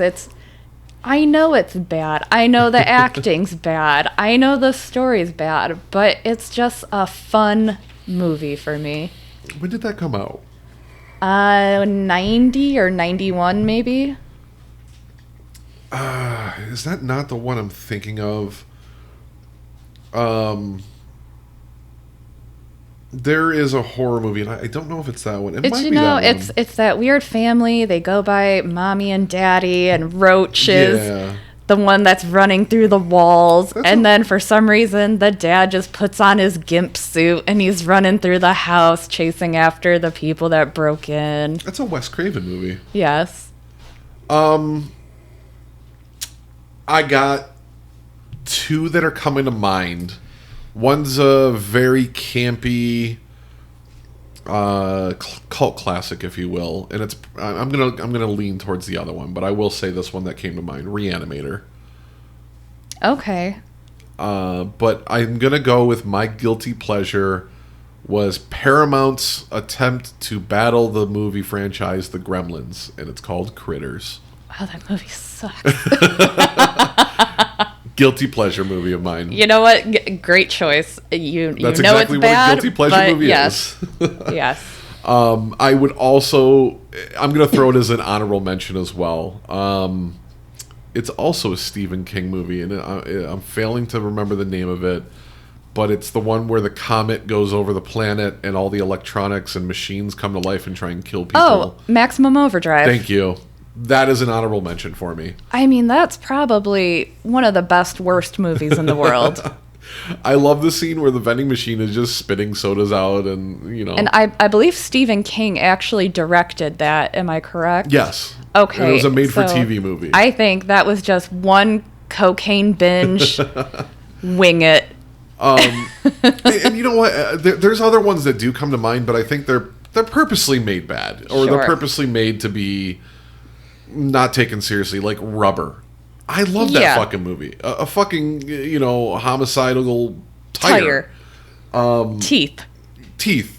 Good one. Vagina teeth. You have, oh my god, I just had it in a mind fart, brains mush on a fucking day. My goodness. I hate this when I do this. Yeah, that was Zombievers. Yeah, it's I fucking love that movie. But they're not made to be taken seriously. exactly. So, I did find out recently, and I haven't seen it, and I see it on Amazon Prime all the time. I one day want to just sit down and watch the stupid 80-minute movie, Velocipaster, I've seen that scrolling through. getting a sequel. Oh boy. It's probably fantastic. I mean, they made enough money to want to do a second Yes. one. You know, and I mean, you even look at when it comes to low-budget movies that can definitely become good. Even Terrifier is one of them. I mean, that was a low-budget movie that was a spin-off of a character that was just appearing in an indie film. All Hallows Eve, I think, is where Art the Clown first made an appearance. Yeah. And I actually did not like the third one very much, but, you know, it is what it is. You know, those movies, I don't take them seriously. Yeah. Like, you know, watching those movies is just going to be gore, gore, gore, gore. Like, what's the most fucked up way I can kill somebody? And, It's another one of those. you know, There is a horror movie from the 80s, and I'm failing to remember what it's called, but Tiny Tim plays a part of it, and he did the soundtrack, so that's super cool. from the 80s. Yeah. He is. It's just a typical slasher whodunit. You know, who's the killer? Okay. It's called Blood Harvest. Okay, I've never And seen that. Tiny Tim, believe it or not, doesn't play the killer, but he sings the tunes for it, and just being Tiny Tim, his voice is kind of synonymous with horror because of, was it Insidious? No, it was the other one that came out right around the same time, and I just watched it recently. But yeah, Tiptoe Through the Tulips Yes. is playing on the record player. While we try and remember that, have you come up with one? I've been thinking, and I really don't have a guilty pleasure horror movie. Okay. Well, I guess I got one more horror movie question, because we'll have all next week to talk about more horror stuff. But we talked about some of our favorites. What is a horror movie that you hyped in your own mind, or people hyped for you, that became like just one of your least favorite or worst horror movies? Something that I want to see this, I need to see this, and it just fucking let you down in every way. Probably some of the Jason movies. Oh, by the way, it was Insidious. Was it? Okay, Yep. yeah, I was right. Okay. Yep, for some reason I thought it was a different movie. Anyways. Something that was hyped up and then I was let down by it. Yeah. Let's see. The last Halloween movie. You know, I don't think that was hyped up for me. I never really got too much into Halloween. I liked the first 3, and then they lost for me. So I in terms of the new Halloween movies, I liked the first one, but then the other two, like Halloween Ends and Halloween Kills, or whatever they're called. Yeah. I did not enjoy those. Sometimes they just need to know when to stop. Yeah. I'll give you, while you guys are thinking of this, I'll give you mine real quick. And it was self-hyped. 3 from Hell. Ooh, that was not a good movie. And that's coming from House of a Thousand Corpses and The Devil's Rejects. And The Devil's Rejects was one of my favorite slasher horror type Yeah, 3 from films. Hell was really bad. Yeah. And that was, and we watched it together. We watched Yes. it at your old house. Yes. And I'm pretty sure halfway through we just started talking. You know, I'm going to say one that let me down that I would say I was hyped for was the new Evil Dead Rise. I loved it. See, I know a lot of people did. And again, maybe I'm being too harsh with me trying to see it as an Evil Dead movie. Yeah. So I see that. I do understand the criticisms of that movie. But I think they did a really good job of giving that isolation in the middle of a city. Yeah. To tie it in, though, was a little bit cheesy. You know, this vault in the basement in an earthquake. And so the tie-in, a little bit cheesy in how they did it, but I think the execution once it was done was well. I mean, she was a scary bitch. Yeah, in terms of what I expected and then what I got was a bit of a letdown for me. I completely understand that, and I can respect that. Because I love the Evil Dead franchise. The first remake that came out in like 2018 or something. 13, Yeah. I thought was phenomenal. They took a borderline comedic horror movie and made it legitimately frightening. Yes. And they did it well. I mean, the scene of... And it was in the trailer for that movie, and what made me want to see that movie, but her sticking her head out of that fucking floor when it's all chained up still sticks with me. And haunts Yes, me to this day. definitely. And then when it comes to scenes that, and it's not even overtly gory in the scene, although the movie is, but the needle to the eye of the guy that just gets abused throughout the whole movie, the one that conjures the demon. Yes. Ooh, that one may give me the heebie-jeebies. So, what's a disappointing horror movie for you, Pops? Like I said, I got to go with probably all the Jason movies at the end. Yeah, just that one. Okay. Okay. All right. Anything else you guys want to talk about before we take our break? I mean, I could talk about this all day, so. Next week I think I want to delve into some horror literature. So, Okay. Maybe my dad has time to listen to one book on tape so he can act like he's read a book in his fucking adult life. So if that's the case, You're not far from wrong. we'll take a quick break. When we come back, we're going to talk about. I'm going to want to go over I'm going to read off of Google. I'm just going to find a list of the top candies, Halloween candies, and the worst Halloween candies, and then next week we'll buy them and we'll try them and rank what we think is our favorite. Okay, so sounds good. Got that. And then Jessica, I've been wanting to do this with you for probably 5 years. Jessica claims that Dasani is such a bad bottled water. It is. that I'd she rather can- be thirsty. That she can blindly identify it. So we have 4 bottled waters, and then I'm going to throw some tap water in there. Okay. And we're gonna have you try them, and I'll have my dad do it too, and just rank waters. Okay. So it'll I'm be ready. super fun. I am curious if you can pick out Dasani, and if you can't, where you rank it. Now, is this going to be one is Dasani and the rest is tap water, or am I trying 4 different bottled waters? There's 5 different waters. Okay, so 1 tap water, 4 bottled. Yep. Okay. Correct. Okay. I will tell you just straight up. I did want to almost trick you and do like 5 waters and all of them be Dasani and see if you did the thing where you're like, ooh, that one's better than this one. But I wasn't going to be that mean because that would just be mean. It's just, I mean, that's all there is to it. But I did think about that. So Well, since I brought them, I think we're going to have you two do it. that's fine. If you want to do Okay. them. That way there, I'll lay them out. I'm very Okay, much in so- the boat where water is water to me, so for me to pick out differences is going to be difficult. Because not only that, but I also chug water to the point where I don't taste Well, it. just let us know which one's wetter. Water is not wet. All right. All right, quick break and we'll be right back. This has been Monday Night. You love food, right? If you like food, big opinions, and crazy dudes with even bigger appetites, you're invited to be part of the family on Monday Night Meat and Potatoes.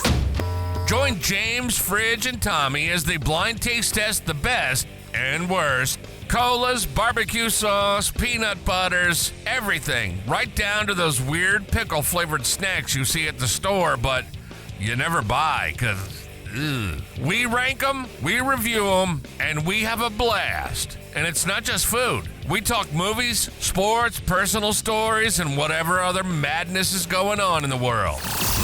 One thing's for sure, it's loud, fun, and funny. Come hang with us on Monday Night Meat and Potatoes. Find the show on Apple. All right, so what we got going on now is, like I said, long-running Dasani is the worst water in existence, according to Shelby and Jessica, with Absopure being the best. Unfortunately, we don't have Absopure, but we do have 4 different bottled waters, and Dasani being one of them. And then we have a tap water kind of control or wild card there. I originally was going to give Jessica and my dad these waters, but my dad brought the water, so he's going to hand them out. And like I just said to Jessica, now it puts on more pressure, because I constantly say, Dasani's no fucking different. So now if I blindly rank Dasani the worst, and Jessica picks Dasani out of the lineup and says it's the worst, I'm going to have to admit that Jessica was right. And that just hurts my pride. Because you know me. I'm a fucking, I like to be right type person. So we'll get right into it. And I like to prove James wrong kind of person. I think a lot of people do. Just because I'm such a cocky prick when it comes to a lot of that stuff. So let's get to it. This is water number 1. Okay. Water number 1. And I'm going to pull out my notes so that we can keep track of our rankings, Jessica. Are we doing a 1 through 5, 1 through 10? Usually we rank out of 10. Out of 10, okay. So, let me just put 1 through 5 for both of us real quick. 1 through 5. Now, Absopure being your favorite, is there any others that, like, if you see on a shelf, if they don't have Absopure, you'll go for? You know, I don't buy a lot of bottled water because I've got my big water bottle and I fill it up with tap water. I'm fine with tap water. So, all right, I guess we'll just get right to it. I don't know why I want to smell it. All right, smells like water. It tastes like water. This is going to be a lot more hard for me, difficult for me, because like I said, I taste like water. I mean, that one. If okay. I had to take a guess on which one I think is tap water, I already think this one might be the tap water. So I'm gonna try and be as critical as I can about these. So this one does have a very, very, very slight metallic flavor. And maybe that's just me. But again, if it is tap water, that makes sense because there's calcium in it, and fluoride and things like that. You want some water to cleanse your palate? Yeah, absolutely. It tastes like water to me. I'm giving it a 7. Yeah, I think that might be tap water, which I have no problem with tap water. I'm just gonna give this like a safe 6. All right. There's your choices of what water do you think they are. So you want us to guess as well? Yes. I'm gonna guess Costco because I have no fucking We clue. don't have Costco. We have Members, is that Sam's Club? Sam's. Okay. If you're gonna talk, you gotta talk into the mic though. We can't hear you. All right, Sam's Club. I'm going with that as my guess. Water number 2. Water Us. Just what did you got the rankings? Yeah, Okay. I got rankings and our guesses.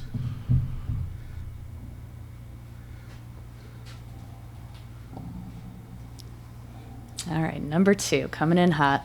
I think this is the same exact water. Watch him blindly give Dasani for everyone.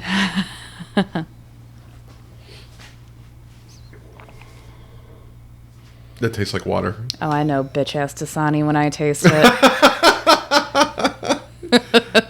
See, there's no flavor to this. There was more of a flavor to the last one.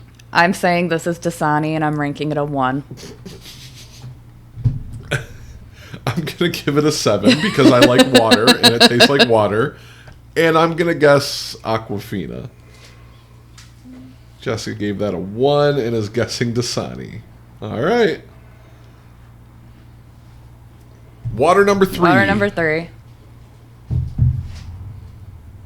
This is funny.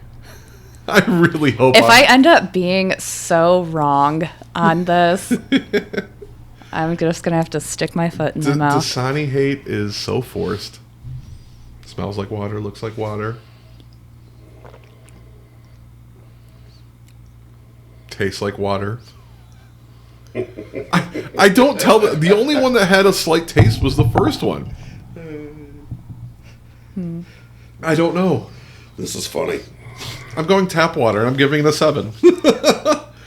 Everything's going to get a 7 because I just like water. Tap water. This one I'm going to guess is Aquafina. And I'll give it a 5. Aquafina 5. Water number 4.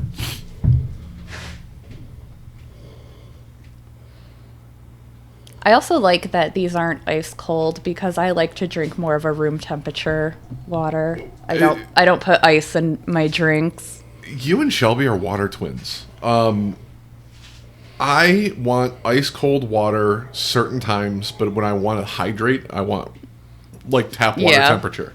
If you're going to drink a lot of water to hydrate, you should not be drinking ice cold water. Now, I am going with this one is the worst one I've had so far. And I'm going to try and agree with Jessica's ranking of waters and say this one's Dasani. Because I'm just going to try and trust her here. I'm going to guess this is the Sam's Club one. But I also don't like it very much. It's getting hard, isn't it? But do I dislike this one less than the other one? I don't think so. So I'll give this a 3. And your guess is Sam's Club? Mm-hmm. All right. I ranked it a 7 because they're all water. At least you're being objective. All right. This is our last one. Thank you, Jeff. This one's tap water.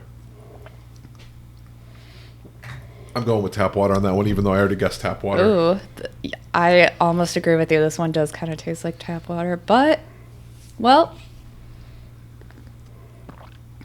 So I did not guess Actually, Fiji. no. This one tastes pretty clean. I'm going to guess this one's Fiji. And I think this one's actually my favorite one.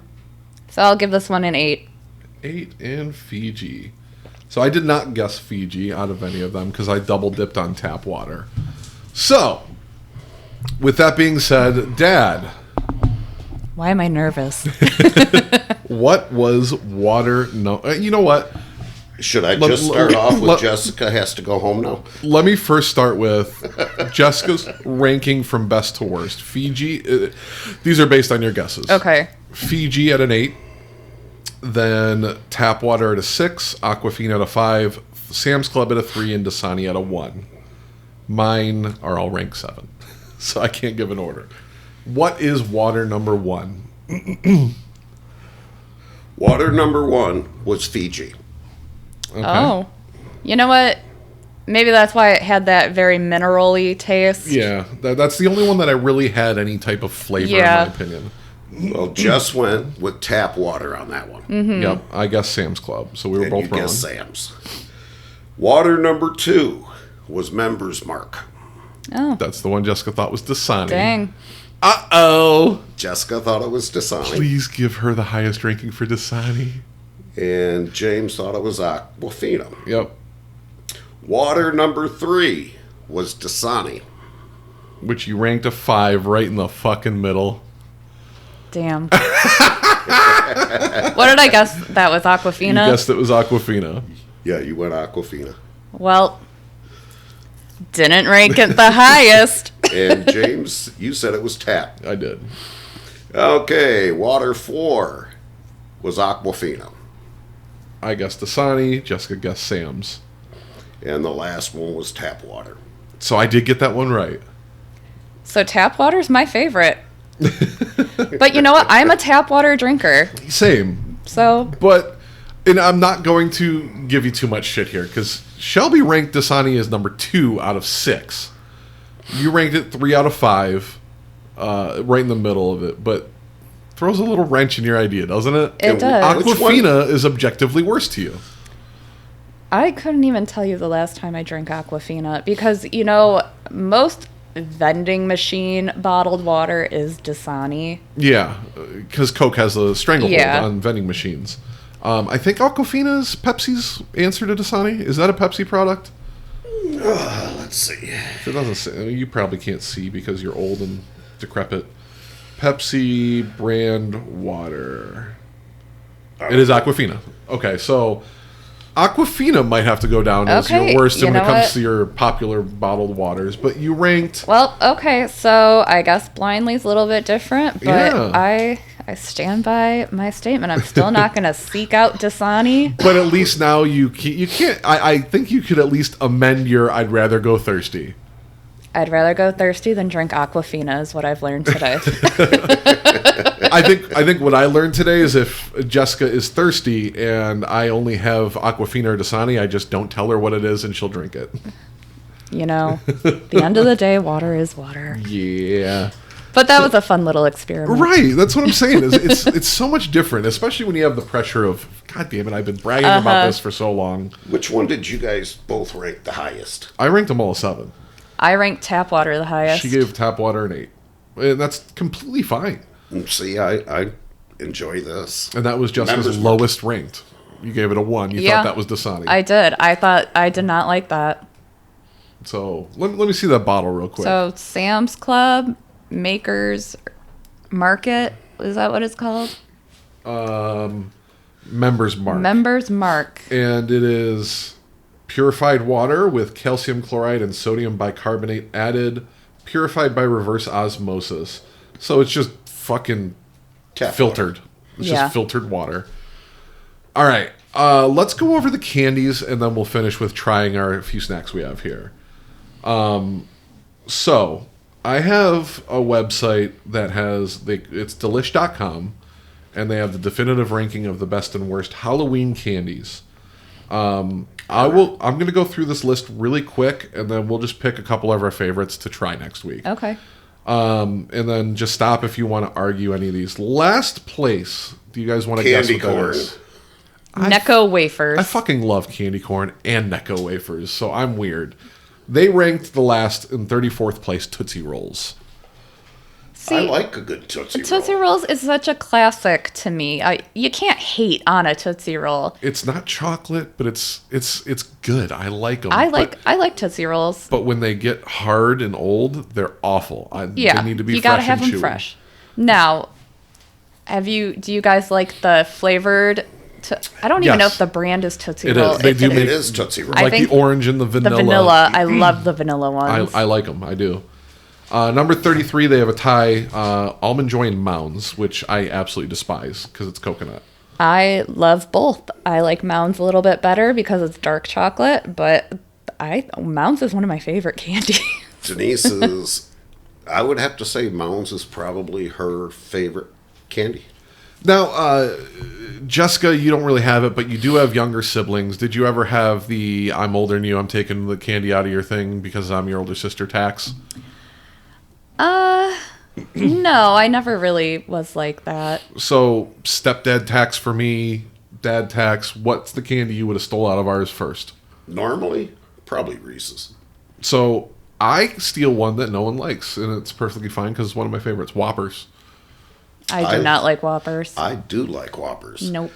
Number 31. In small amounts. Good and Plenty. And I don't dislike black licorice, but Good and Plenty's aren't good. I don't like them. I don't know if I've ever actually had a Good and Plenty. It's Wait, is that a gummy? It's just a On the little inside. tiny piece of black licorice covered in a sugar coating. Like a hard candy sugar coating. I mean, I I like black licorice. I don't love it, but I Yeah, I don't go, I'm craving black licorice, but if it's Yeah. there, I'll have a couple pieces. yeah. So yeah, I would not ever seek that out. Number 30, I love Lifesavers, Which one? the original 5 flavor. So it's cherry, grape, pineapple, Okay, so- lime, and one other. I don't know. Not those gummy things. That That's came out another with. one of those candies. If someone offered me one, sure, I might take one, but Won't buy them. love them, I wouldn't go that far. I'm not a big hard candy person, but when it comes to a hard candy, I'm putting Lifesavers as number 1, even above Jolly Ranchers. But I'm really No. partial to the pineapple flavor. I absolutely fucking adore it. I think the sour apples are better. The only time I buy, I will amend my statement that I don't buy Lifesavers. Every Christmas they come out in the little Christmas book of like 5 rolls of Lifesavers, and when they go on clearance for $1 for 5 rolls, I do buy them. Number 29 is Twizzlers. Love them. See, that's another classic to me. It's not bad, but again, I don't seek it out. That is, You offer it to me, I'll have one, but I won't buy them. to be honest with you, we never take a vacation without stopping to buy the big bag. I'd rather have Red Vines. Is that the one that you peel? Yeah. Okay, I do like those better. Number chewier. 28, Hot Tamales. Don't like them. I don't like any cinnamon flavored candy for that matter. I like again, it's one of those things. Hey, you want a hot tamale? Sure, but Yeah. I'm not buying that. I wouldn't buy them. No. 27 is something I haven't had in many years, but I only like one flavor of it. Runts. I love runts. I only like the banana. I loved They still runts. sell them. Yeah, apparently. I mean, this is this year. I also the banana was also my favorite, but in terms of a hard candy, yes, runts are really good. 26 is Smarties. I like them. No, I do not like the chalky candy. I do. Like sweet tarts and but you like Necco Necco, too. wafers. Yeah. I don't like any of I like that. the texture of them for some reason. I mean, it is what it is. 25, they have a tie. Airheads and Laffy Taffy. I disagree with both of these because they should be ranked high. I love them both. I also love both. I'd put Airheads above Laffy Taffy. Again, Laffy Taffy, banana my favorite. I miss the watermelon with the fake seeds in it and things like that. I always liked the white Airhead. The mystery flavor Yup. was usually wild cherry. And so, actually, do you know how Dum Dums and Airheads get their mystery flavor? They mix them all together. No. I don't know. So I used to think maybe it was just an actual mystery flavor. Maybe they mixed them. Found this out maybe 10 years ago, and it's super interesting. When they're making the candy, they don't have a facility that makes all the flavors at once. So they'll make a batch of one flavor, and then where they attach the two together in like the rolling machine, where it attaches, 2 flavors get mixed, and that's their mystery flavors where it's mixing. So it'll be a little bit of one flavor and a little bit of another. Okay. So that's what your mystery flavors Okay, are. that's cool. Yeah. Number 24 is Heath. Oh, hit me with a Oh. good Heath bar all day. Especially out of the freezer. All day. Yep, Heath is great. I love a good toffee. Toffee and chocolate go together so well. We have a local company called Dave's Toffee. Have you guys had it? No. They're based out of Harrison Township. They are now national, and I love them because, I'm not getting political here, but they send boxes of rocks to politicians they don't like and things like that. Oh my goodness. And it's just hilarious. They are based in Harrison Township. You know, just real quick, for Christmas last year, my mother-in-law, Scott's mom, made like a homemade Heath bar and brought a bunch over. Oh, it was so good. Yeah. I made, for the first time in my life, I made some homemade toffee, and I just threw some, was it peanuts? I think I just did peanuts. And it turned out okay. You know, toffee's basically caramel with some baking powder, baking soda, and there's a couple ingredients Yeah. added into it. But yeah, super good. 23, probably appropriately ranked for me, Milk Duds. I'm not a huge fan of them. I hate Milk Duds. I like Milk Duds, but only in the little box because that's all I can take at once. It's not a good caramel. It's not a good chocolate. And, caramel and chocolate go together well. It's just, it's texturally wrong. It's taste wrong. 22 Junior Mints. I liked Junior Mints when I was a kid. I don't think I've had them in 20 years. I think I'm right there with you. I don't have a dislike for them per se, but also I can't see myself sitting there in front of a movie and eating a box of Junior Mints. Right. That's like, give me a couple and I'm done. Agreed. 21. I love it. It's controversial. Candy corn. Ugh. Yuck. I love candy corn, but I do dislike the candy corn pumpkins. So those... Denise makes a dessert. Well, it's not really dessert, but where you take salted peanuts and you add it, and it changes everything. Yeah, I've had it. It's great. That is good. I'll have to try That's it. the only way. Next time Denise makes it, I'll bring you some over. Okay. Number 20 started out actually, and this is just a fun fact because I'm that guy. Started out as a Neapolitan 3-piece bar. It was a strawberry, a chocolate, and a vanilla. Three Musketeers. During the sugar shortage of World War I or II, they changed it to just chocolate. But 20, I would rank that higher. I don't dislike a Three Musketeers. I like Three Musketeers, and I wish I could have tried it as the 3 flavor. Yeah. Because that sounds really good. Not a big fan. I like the texture of same. the nougat in the center. When I was a kid, I'd eat the hard chocolate around it and have just And the then gooey just center. the center. Yep. I wouldn't say no to a Three Musketeer. Number 19, which if you want to try the vanilla version, this is basically it. Charleston Chew is basically a vanilla version of Three Musketeers. Now, I've never had it though. I've never had it in my life. I'm just reading the love description. Charleston Chews. Okay. It says it's a Three Musketeers, but different flavor. Pro tip, eat them frozen. Okay. So maybe try that. Okay. Number 18, Blow Pop. I hate the gum inside is trash. I like the sucker I'd rather have a Tootsie Pop. and then throw the inside away. The gum Yeah, is awful.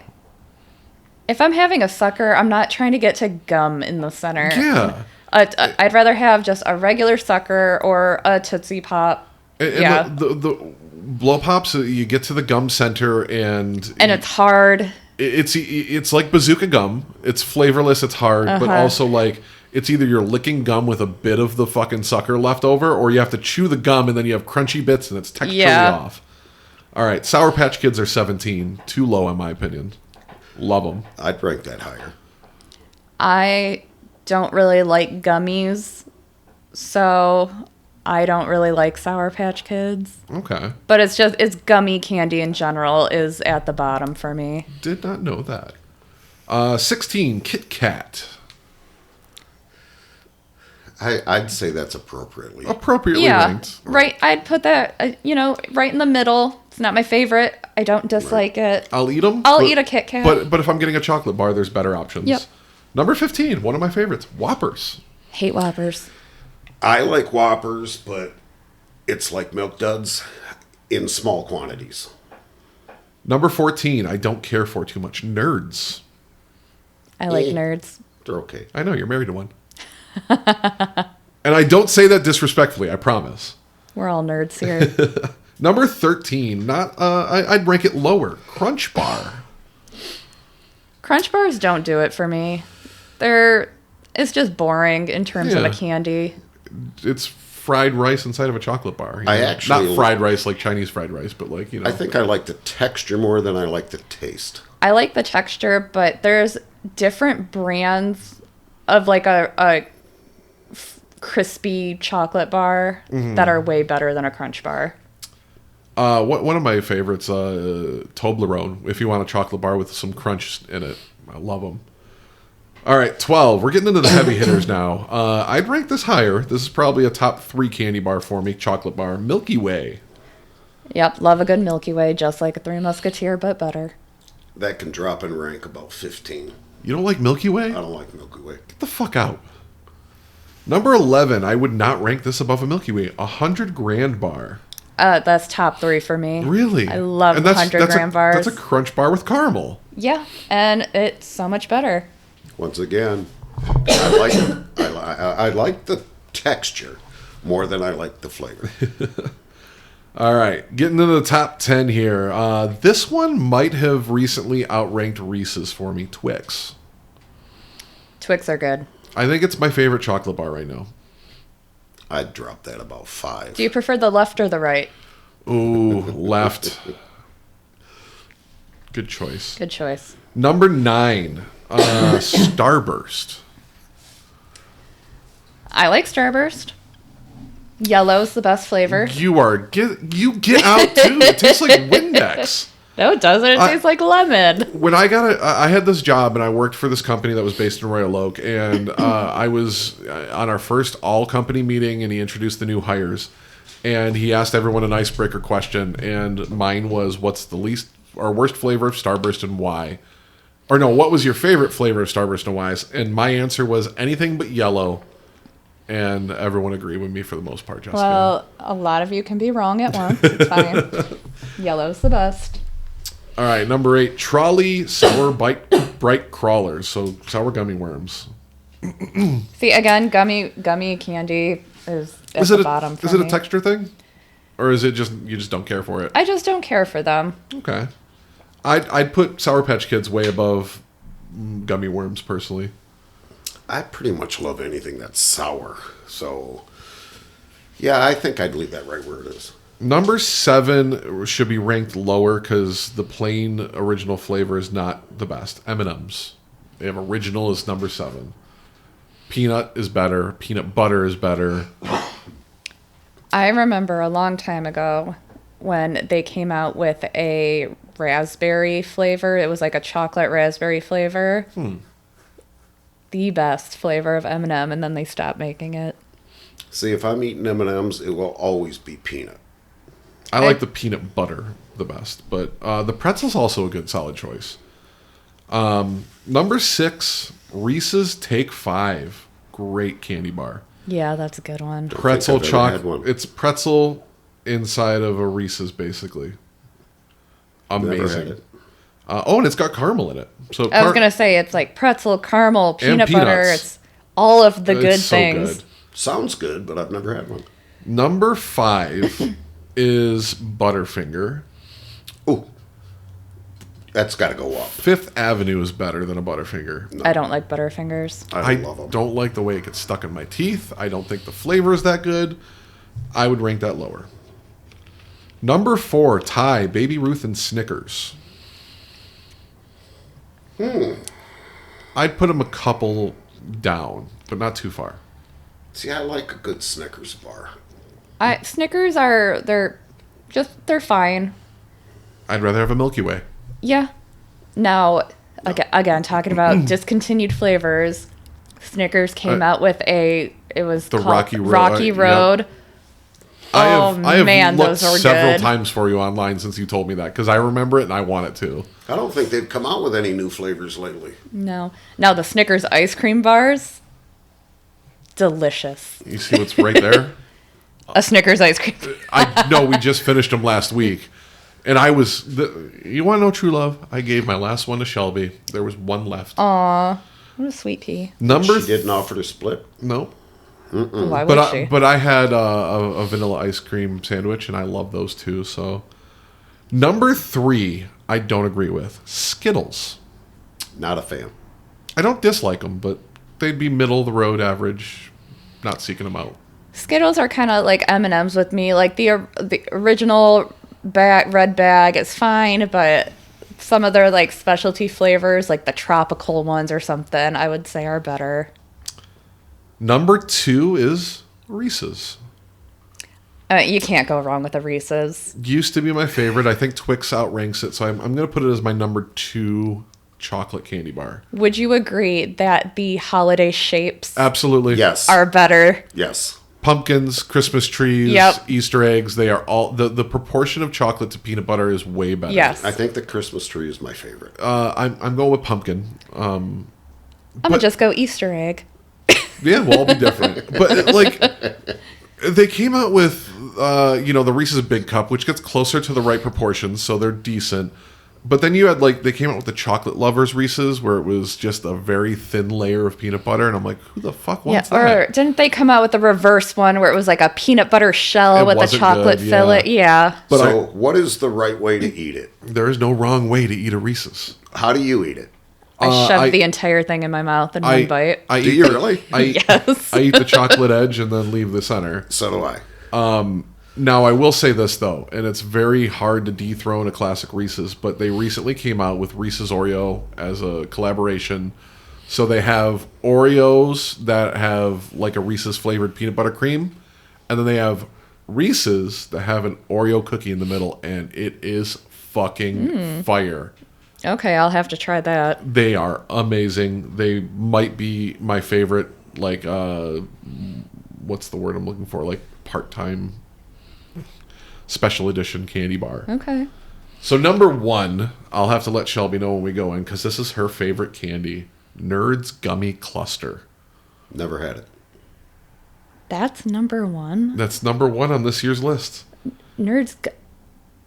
Honestly, I don't think I've ever had that. But There- again, I that have sounds like a gummy candy that I'm not going to I have a seek out and try. 5-pound bag in the house, and I'll let you guys try one before you leave. I don't think I want to. That's fine.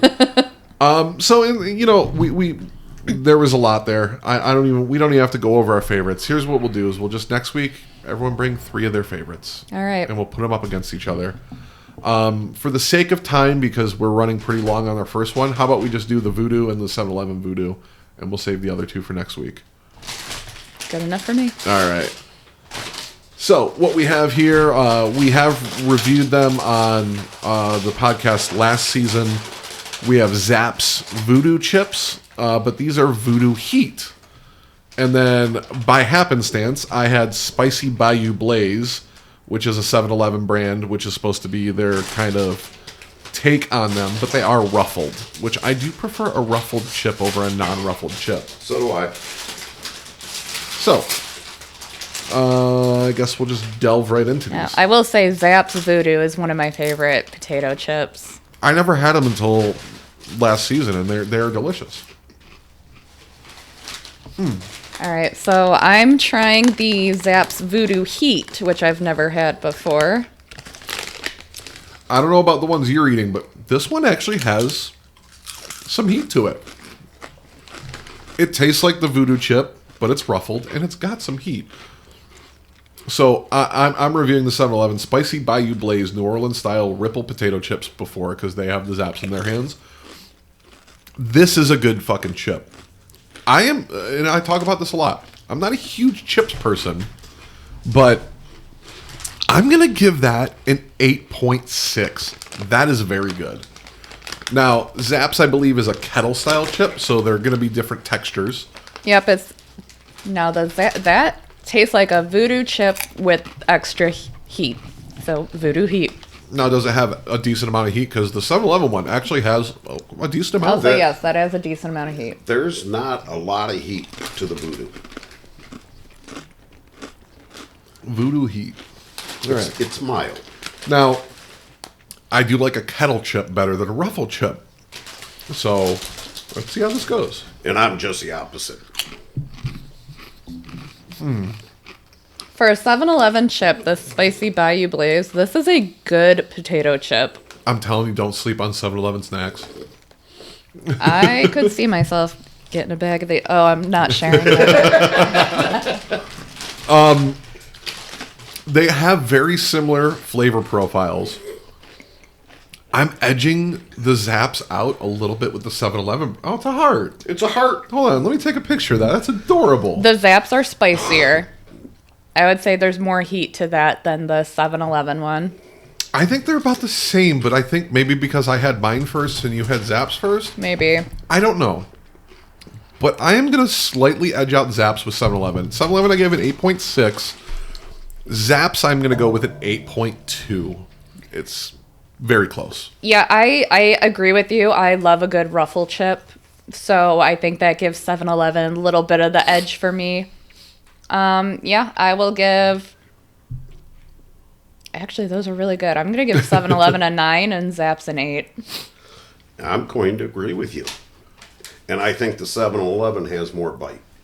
I think the 7-Eleven might be a little bit spicier, but again, it could also be how uniform the spice is on the chip. Yeah. There's various factors. They're probably the same. We've just tried them at different times. Yeah. So again, I'm gonna praise 7-Eleven brand, Yum brand, 7 Select. They have excellent snacks. I see you, 7-Eleven. Every chip I have brought to this podcast from 7-Eleven is ranked above a 7. So, they're like, do you like Funyuns? I love Funyuns. Love 'em. 7-Eleven's brand Funyuns are better, and that is hard to fucking say. Better? Yes. My dad even agreed. Okay. So Those are good. there you have it. Fucking great. I want another one. So thank you so much for listening to season 2, our opener for spooky season. Jessica and Jeff, thanks so much for being here. Once again, I'm James. I'm Jeff. And I'm Jessica. See you next week. JJ&J. You love Just thought food, of that. right? If you like food, big opinions. This has been Monday